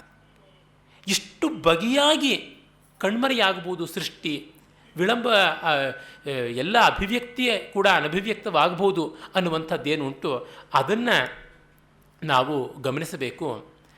ಇಲ್ಲಿ ಅಂಥ ಒಂದು ನೈಮಿತ್ತಿಕ ಪ್ರಳಯವಾಗಿ, ಆ ನೈಮಿತ್ತಿಕ ಪ್ರಳಯದ ಮಧ್ಯದಲ್ಲಿ ಮನುವಿಗೆ ಉದ್ಧಾರದ ಕಾಲ. ಇದು ಶತಪಥ ಬ್ರಾಹ್ಮಣದಲ್ಲಿಯೇ ಮೊದಲು ಸಿಗುವಂಥದ್ದಾಗಿದೆ, ಯಜುರ್ವೇದದಲ್ಲಿ ಮೊದಲು ಕಾಣುತ್ತೆ. ಆತ ಸತ್ಯವ್ರತನಾದ ಮಹಾರಾಜ ತಾನು ತಪಸ್ಸು ಮಾಡ್ತಾ ಇದ್ದವನು ಅರ್ಘ್ಯ ಕೊಡೋದಕ್ಕೆ ಹೋದಾಗ ಅರ್ಘ್ಯದಲ್ಲಿ ಒಂದು ಸಣ್ಣ ಮೀನು ಕಾಣಿಸ್ಕೊಳ್ತು. ಆ ಮೀನು ನನಗೆ ಈ ನದಿಯಲ್ಲಿ ಕಷ್ಟ ಬಾಳುವುದು, ಬೇರೆ ಮೀನುಗಳಿವೆ, ಮಾತ್ಸ್ಯನ್ಯಾಯ ಅಂತಾರೆ, ಚಿಕ್ಕ ಮೀನನ್ನು ದೊಡ್ಡ ಮೀನು ನುಂಗಿಯೇ ಬದುಕೋದು, ನನ್ನನ್ನು ಬದುಕಿಸು ದಯಮಾಡಿ ಅಂತ. ಅವನದನ್ನು ಕಮಂಡಲಕ್ಕೆ ಹಾಕ್ಕೊಂಡು ಹೋದ. ಮರುದಿವಸಕ್ಕೆ ಹೊತ್ತಿಗೆ ಕಮಂಡಲದ ಗಾತ್ರವಾಗ್ಬಿಡ್ತು. ಆ ಕಮಂಡಲದ ಗಾತ್ರದಲ್ಲಿ ಇದ್ದಂಥ ಮೀನನ್ನು ಏನು ಮಾಡೋದು ಗೊತ್ತಿಲ್ಲದೆ ಒಂದು ತೊಟ್ಟಿಗೆ ಹಾಕಿದ ದ್ರೋಣ. ಅಲ್ಲಿಯೂ ಅದು ತಾಳಲಿಲ್ಲ. ಮರುದಿವಸ ಅದನ್ನು ಒಂದು ಕೆರೆಗೆ ಇಟ್ಟ. ಕೆರೆಯಷ್ಟು ಗಾತ್ರವಾಯಿತು. ಅಲ್ಲಿಂದ ಕಾಲುವೆ ಅಗೆದು ಅದನ್ನು ನದಿಗೆ ಬಿಟ್ಟ. ಆಗ ಅದು ಹೇಳುತ್ತೆ, ಇನ್ನು ಕೆಲವೇ ದಿವಸಗಳಲ್ಲಿ ಪ್ರಪಂಚ ನಾಶವಾಗ್ತಾ ಇದೆ, ಹಾಗಾಗಿ ಅದರೊಳಗೆ ನೀನು ಸರ್ವ ಬೀಜಗಳನ್ನು ಇಟ್ಟುಕೊಂಡು ನೌಕೆಯನ್ನು ಮಾಡಿಕೊಂಡು ಕೂತ್ಕೊ, ನಾನು ಬರ್ತೀನಿ ಅಂತ ಹೇಳಿ. ಹಾಗೆ ಅದು ಗೊತ್ತಿರುವ ಕಥೆ ನಿಮಗೆಲ್ಲ ಬಂದದ್ದಾಯಿತು ಅಂತ. ಇತ್ತ ಮಹಾಪ್ರಳಯದಲ್ಲಿ ಆ ಮಹಾಮತ್ಸ್ಯ ಒಂದು ದೊಡ್ಡ ಕೊಂಬನ್ನು ತನ್ನ ತಲೆಯ ಮೇಲೆ ಬೆಳೆಸ್ಕೊಂಡಿತ್ತು. ಆ ಕೊಂಬಿಗೆ ವಾಸುಕಿಯನ್ನೇ ಹಗ್ಗವಾಗಿ ಇವನು ಕಟ್ಟಿ ಆ ನೌಕೆಯಲ್ಲಿ ಎಲ್ಲ ಜೀವರಾಶಿಗಳ ಬೀಜವನ್ನು ಇಟ್ಟುಕೊಂಡ. ಸಪ್ತರ್ಷಿಗಳು ಬಂದು ಸೇರಿಕೊಂಡ್ರು. ಸಪ್ತರ್ಷಿ ಸಾಕ್ಷ್ಯವಾಗಿ ಸ್ವಯಂಭವ ಮನುವಿಗೆ, ಅಂದರೆ ಸತ್ಯವ್ರತನೇ ಸ್ವಯಂಭವ ಮನುವಾದ ಅಂತ. ಕೆಲವು ಕಡೆ ವೈವಸ್ವತ ಮನು ಅಂತ ವೇದದಲ್ಲಿ ಕೂಡ ಬರುವಂಥ ಉಲ್ಲೇಖ ಉಂಟು. ಇರಲಿ, ಯಾವ ಮನುಗಳಿಗೂ ಇದೇ ಕಥೆಯೇ, ಅದರಿಂದ ಏನೂ ವ್ಯತ್ಯಾಸವಿಲ್ಲ. ಆಮೇಲೆ ಈ ಇಡೀ ಮತ್ಸ್ಯ ಪುರಾಣ ಆತನಿಗೆ ವಿವೃತವಾಯಿತು ಅಂತ ಬರುತ್ತೆ. ಆಮೇಲೆ ನೀರು ತಾನಾಗಿ ತಗ್ಗುತ್ತಾ ಬಂತು. ಅಷ್ಟೊತ್ತಿಗೆ ಬ್ರಹ್ಮ ಎದ್ದಾಗ ಎಲ್ಲೆಲ್ಲಿಯೂ ನೋಡ್ತಾನೆ, ನೀರಾಗಿದೆ, ಏನೂ ಇಲ್ಲ, ತನ್ನ ಸೃಷ್ಟಿ ಏನಾಯಿತು ಅವನಿಗೆ ಗೊತ್ತಿಲ್ಲ.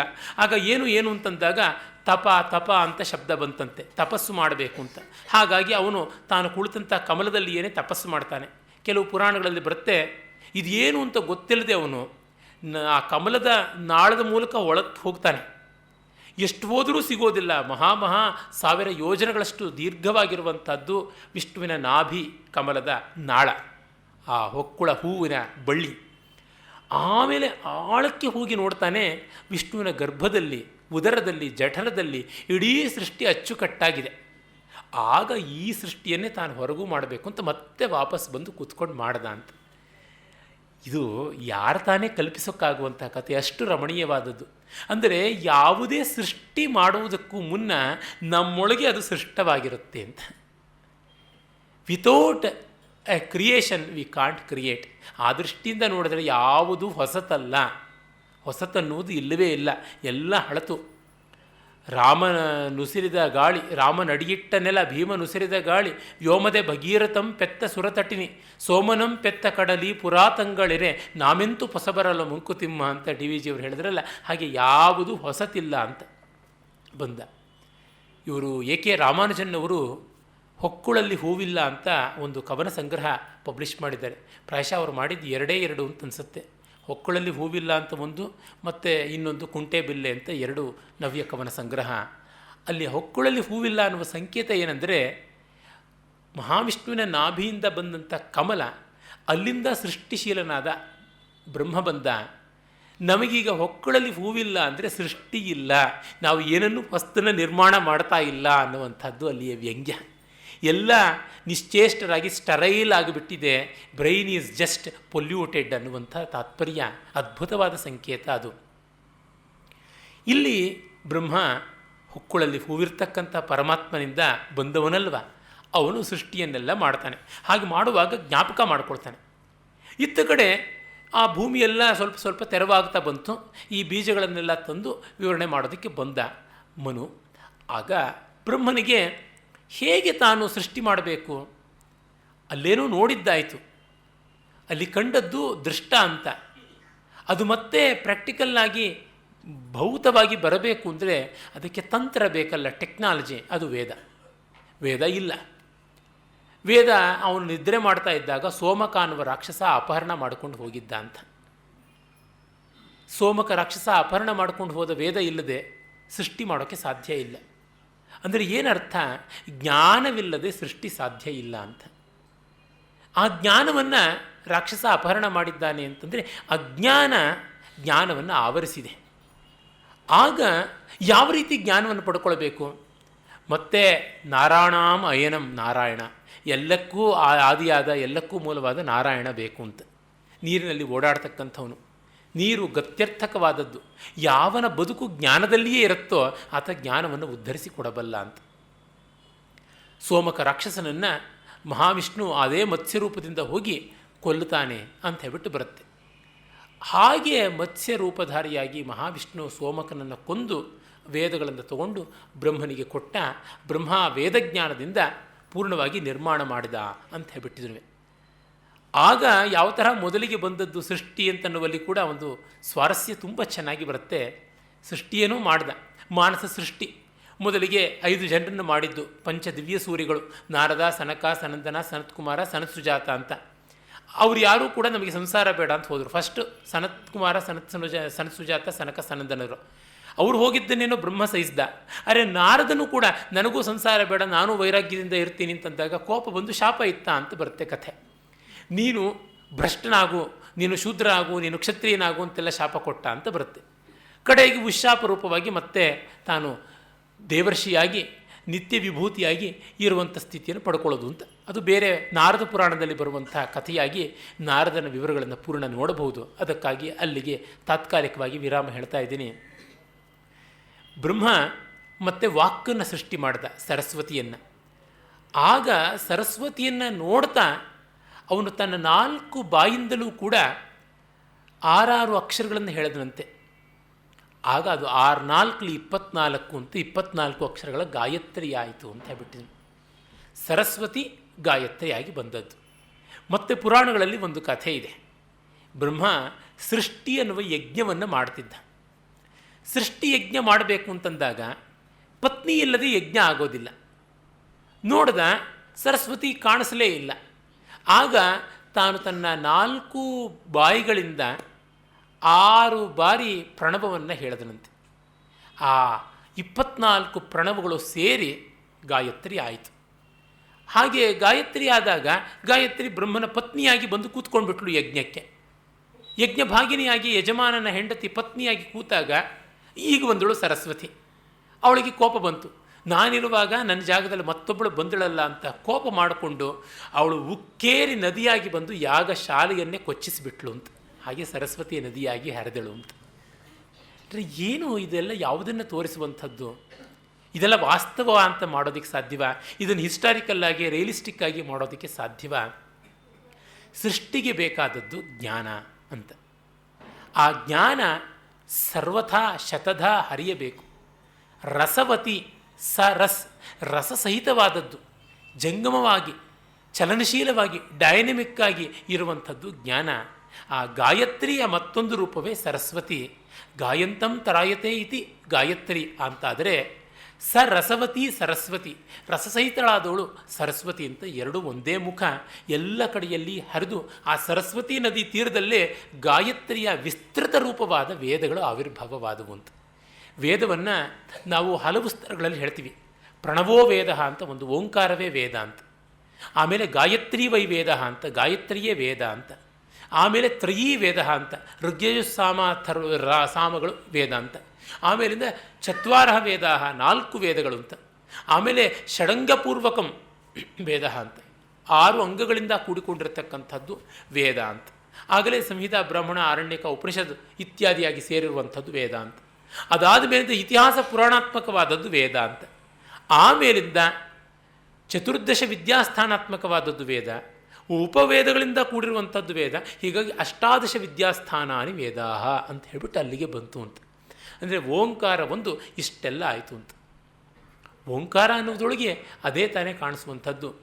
ಬಾಯಿ ತೆರೆದ ತಕ್ಷಣ ಬರುವುದು ಅಕಾರ, ಬಾಯಿ ಮುಚ್ಚಿದಾಗ ಬರುವಂಥದ್ದು ಮಕಾರ, ಬಾಯಿ ಅತ್ಯಂತ ಭಿನ್ನವಾಗಿ ತೆರೆದುಕೊಳ್ಳತಕ್ಕಂಥದ್ದು ಉಕಾರ. ಅ ಈ ಅನ್ನುವಾಗ, ಈ ಅನ್ನುವಾಗ ನಮಗೆ ಬಾಯಿ ವಿಕಾರ ಗೊತ್ತಾಗೋಲ್ಲ. ಅ ಅಂದಂತೆಯೇ ಈ ಅನ್ಬೋದು, ಅ ಈ ಏನೂ ಗೊತ್ತಾಗೋಲ್ಲ ನಮಗೆ ತುಟಿಯ ಚಲನೆಯಲ್ಲಿ. ಮು ಅನ್ನುವಾಗ ಗೊತ್ತಾಗುತ್ತೆ. ಅದೇ ತರಹ ಹೂ ಅನ್ನುವಾಗ ಗೊತ್ತಾಗುತ್ತೆ. ಈ ತುಟಿಗಳು ಯಾವುವಿವೆ ಇವನ್ನು ಉಚ್ಚಾರಣೆಗೆ ನಾವು ಎಂಥದ್ದಾಗಿ ಬಳಸ್ಕೊಳ್ತೀವಿ, ಅವುಗಳ ಸಂವೃತ, ವಿವೃತ, ವಿಕೃಷ್ಟ. ಸಂವೃತ ಅಂದರೆ ಮುಚ್ಚಿದ, ವಿವೃತ ಅಂದರೆ ತೆರೆದ, ವಿಕೃಷ್ಟ ಅಂದರೆ ಎಳೆದ. ಈ 3 ರೂಪಗಳಲ್ಲಿ ಅ ಉ ಮ ಅನ್ನುವ ಅಕ್ಷರಗಳು ಬರ್ತವೆ. ಹೀಗಾಗಿ ಸಕಲ ಭಾಷೆಯ ಒಂದು ಅಭಿವ್ಯಕ್ತಿ ನಮಗೆ ಮುಖದ ಮೂಲಕ, ಬಾಯಿಯ ಮೂಲಕ ತೋರುವಂತಾದರೆ ಹೀಗೆ ತೋರುತ್ತೆ ಅನ್ನುವ ರೀತಿಯಿಂದ ಓಂಕಾರದ ಒಂದು ರೂಪವೇ ವೇದವಾಗುತ್ತೆ, ಸಕಲ ವಾಂಗ್ಮಯವಾಗುತ್ತೆ ಅಂತನ್ನೋದ್ರಿಂದ.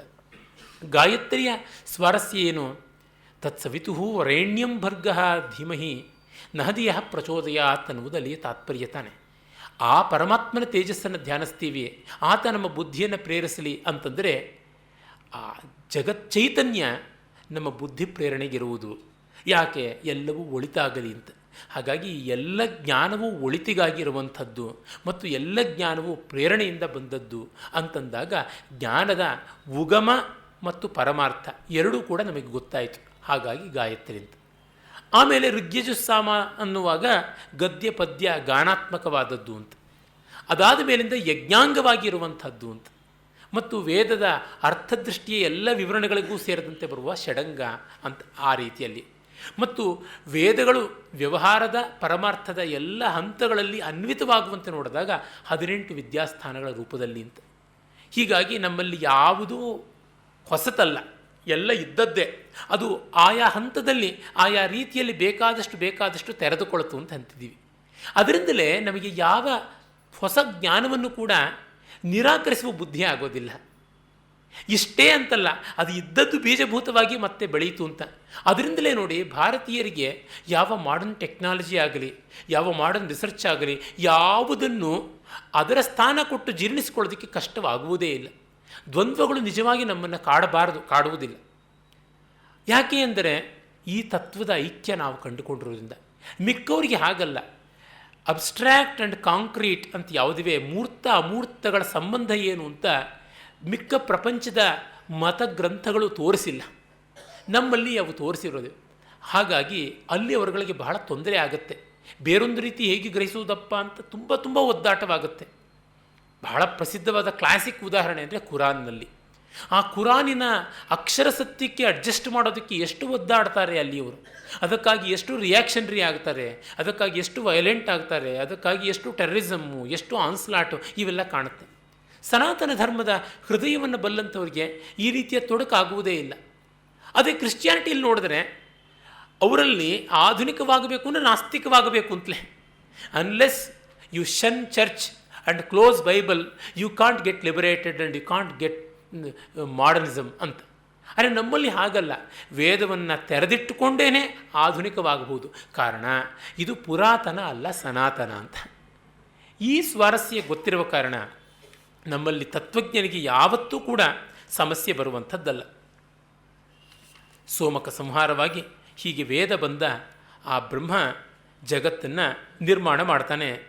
ಹಾಗೆ ನಿರ್ಮಾಣ ಮಾಡುವಾಗ ಎಲ್ಲ ಸೃಷ್ಟಿಯಾದದ್ದನ್ನು ತೋರಿಸುವಾಗ ಇಲ್ಲಿ ಕಚದೇವಿಯಾನಿಯರ ಕಥೆ ಕೂಡ ಬರುತ್ತೆ. ಬಹಳ ಚೆನ್ನಾಗಿರುವ ಎಲ್ಲರಿಗೂ ಗೊತ್ತಿರುವಂಥ ಕಥೆಯಾದ್ದರಿಂದ ಅದನ್ನು ನಾನು ಹೇಳ್ತಾ ಇಲ್ಲ. ಆದರೆ ಮತ್ಸ್ಯಪುರಾಣದಲ್ಲಿ ಬರುವ ಒಂದು ಸ್ವಾರಸ್ಯವನ್ನು ಹೇಳಬೇಕು. ಕಚನಿಗೆ ಮೃತ ಸಂಜೀವನಿ ಸಿಗಬಾರದು ಅಂತ ಹೇಳಿ ರಾಕ್ಷಸರು ಅವನನ್ನು ಕೊಂದು ಬಿಡ್ತಾರೆ. ಮತ್ತೊಮ್ಮೆ ಕೊಂದು ಮಧ್ಯದಲ್ಲಿಯೇ ಬೆರೆಸಿ ಶುಕ್ರಾಚಾರ್ಯನಿಗೆ ಕೊಟ್ಟು ಬಿಡ್ತಾನೆ. ಆಗ ಹೊಟ್ಟೆಯಲ್ಲಿ ಇರುವ ಕಚನ ಅಸ್ತಿತ್ವವನ್ನು ತಿಳಿದು ಮೃತ ಸಂಜೀವನಿಯ ಮೂಲಕ ಬದುಕಿಸ್ತಾನೆ. ಬದುಕಿಸಿ ಹೊರಗೆ ಬಾ ಅಂದಾಗ ಕಚ ಹೇಳುವ ಮಾತು ಮತ್ಸ್ಯಪುರಾಣದಲ್ಲಿ ಚೆನ್ನಾಗಿದೆ.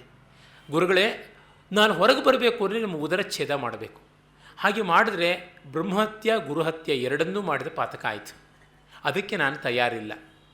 ಮತ್ತು ಇಲ್ಲಿಯೇ ಹೀಗೆ ಇರೋಣವ ಅಂತಂದರೆ ನೀವೇ ನನಗೆ ಬಂದಾಗ ಆಶೀರ್ವಾದ ಮಾಡಿದ್ದೀರಿ, ಸಕಲ ವಿದ್ಯಾ ಪ್ರಾಪ್ತಿರಸ್ತು ಅಂತ.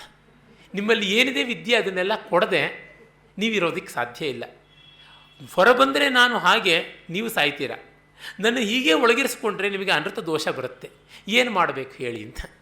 ನೀನು ತುಂಬ ಬುದ್ಧಿವಂತ, ಬೃಹಸ್ಪತಿಯ ಮಗ, ಸರಿಯಾಗಿದ್ದೀಯಪ್ಪ, ಹೊರಗೆ ಬಾ, ಆಮೇಲೆ ನಾನು ಉಪದೇಶ ಮಾಡೋಕ್ತೀನಿ ಮಂತ್ರವನ್ನು, ಆ ಉಪದೇಶದಿಂದ ನೀನು ಹೊರಗೆ ಬಾ, ಬಂದು ನನ್ನನ್ನು ಬದುಕಿಸು ಅಂತ ಹೇಳ್ಬಿಟ್ಟು ಮಾಡ್ತಾರೆ. ಅಂದರೆ ಇಲ್ಲಿ ಎಷ್ಟು ಚೆನ್ನಾಗಿರುವಂಥ ಒಂದು ಸಂವಾದದ ಯುಕ್ತಿ ಇದೆ ಅಂತ ನಮಗೆ ಗೊತ್ತಾಗುತ್ತೆ. ಮತ್ತು ಗೊತ್ತೇ ಇದೆ, ದೇವಯಾನಿ ಇವನನ್ನು ಮದುವೆ ಆಗೋದಕ್ಕಾಗಿ ಇಷ್ಟೆಲ್ಲ ಕಷ್ಟಪಟ್ಟಿದ್ದು, ಬದುಕಿಸಿಕೊಟ್ಟಿದ್ದು ಅಂತ. ಈಗಂತೂ ಸಾಧ್ಯವಿಲ್ಲ. ಒಂದು, ನಾವಿಬ್ಬರೂ ಸಹೋದರ ವರ್ಗಕ್ಕೆ ಸೇರಿದ್ದೀವಿ, ನೀನು ನನ್ನ ಸೋದರ ವರ್ಗಕ್ಕೆ ಬಂದಿದ್ದೀಯೆ, ಒಂದೇ ತಂದೆಯ ಮಕ್ಕಳಾದಿವೆ, ಮತ್ತು ಗುರುಪುತ್ರಿ ಬೇರೆ. ಅದು ಮಾತ್ರವಲ್ಲ, ಈಗ ಶುಕ್ರಾಚಾರ್ಯನ ಬದುಕಿಸಿಕೊಟ್ಟ ಕಾರಣ ತಂದೆಯ ಸ್ಥಾನಕ್ಕೂ ಬಂದಂತೆ ಆಯಿತು. ಈ ಎರಡೂ ಕಾರಣದಿಂದ ಸಾಧ್ಯವಿಲ್ಲದ್ದು ಅಂತ ಹೇಳ್ತಾನೆ. ಅದಕ್ಕೆ ಅವಳು, ಇಲ್ಲ, ನೀನು ನನ್ನ ಎಲ್ಲ ಪ್ರಣಯವನ್ನು ನಿರಾಕರಿಸಿ ಹೋಗೋದ್ರಿಂದ ನಿನ್ನ ವಿದ್ಯೆ ನಿನಗೆ ದಕ್ಕದೇ ಹೋಗಲಿ ಅಂತ ಶಾಪ ಕೊಡ್ತಾಳೆ. ಅರೆ, ಕಚನ ದೊಡ್ಡತನ ನೋಡಿ. ನನಗೆ ಸಿಗದೇ ಇದ್ದರೆ ಏನು ಈ ವಿದ್ಯೆ, ನಾನು ಉಪದೇಶ ಮಾಡಿದವ್ರಿಗೆ ದಕ್ಕುತ್ತಲ್ಲ, ಪರವಾಗಿಲ್ಲ, ಅಷ್ಟು ಸಾಕು ನನಗೆ ಅಂತಂತಾನೆ.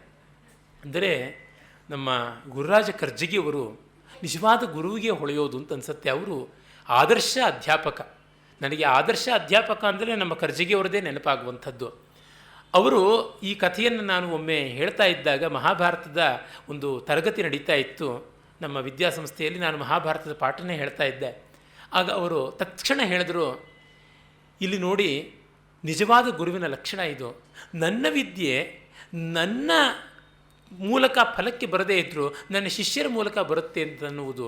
ಯಾಕೆಂದರೆ ಯಾರೋ ಒಬ್ಬರು ಏನೋ ಓದಿರ್ತಾರೆ, ಬಾಟ್ನಿನೋ ಜುವಾಲಜಿನೋ ಓದಿರ್ತಾರೆ, ಅವರಿಗೆ ಮಕ್ಕಳಿಗೆ ಪಾಠ ಹೇಳಬೇಕಾದ್ರೆ ರಿಸರ್ಚ್ ಮಾಡೋಕ್ಕಾಗೋಲ್ಲ.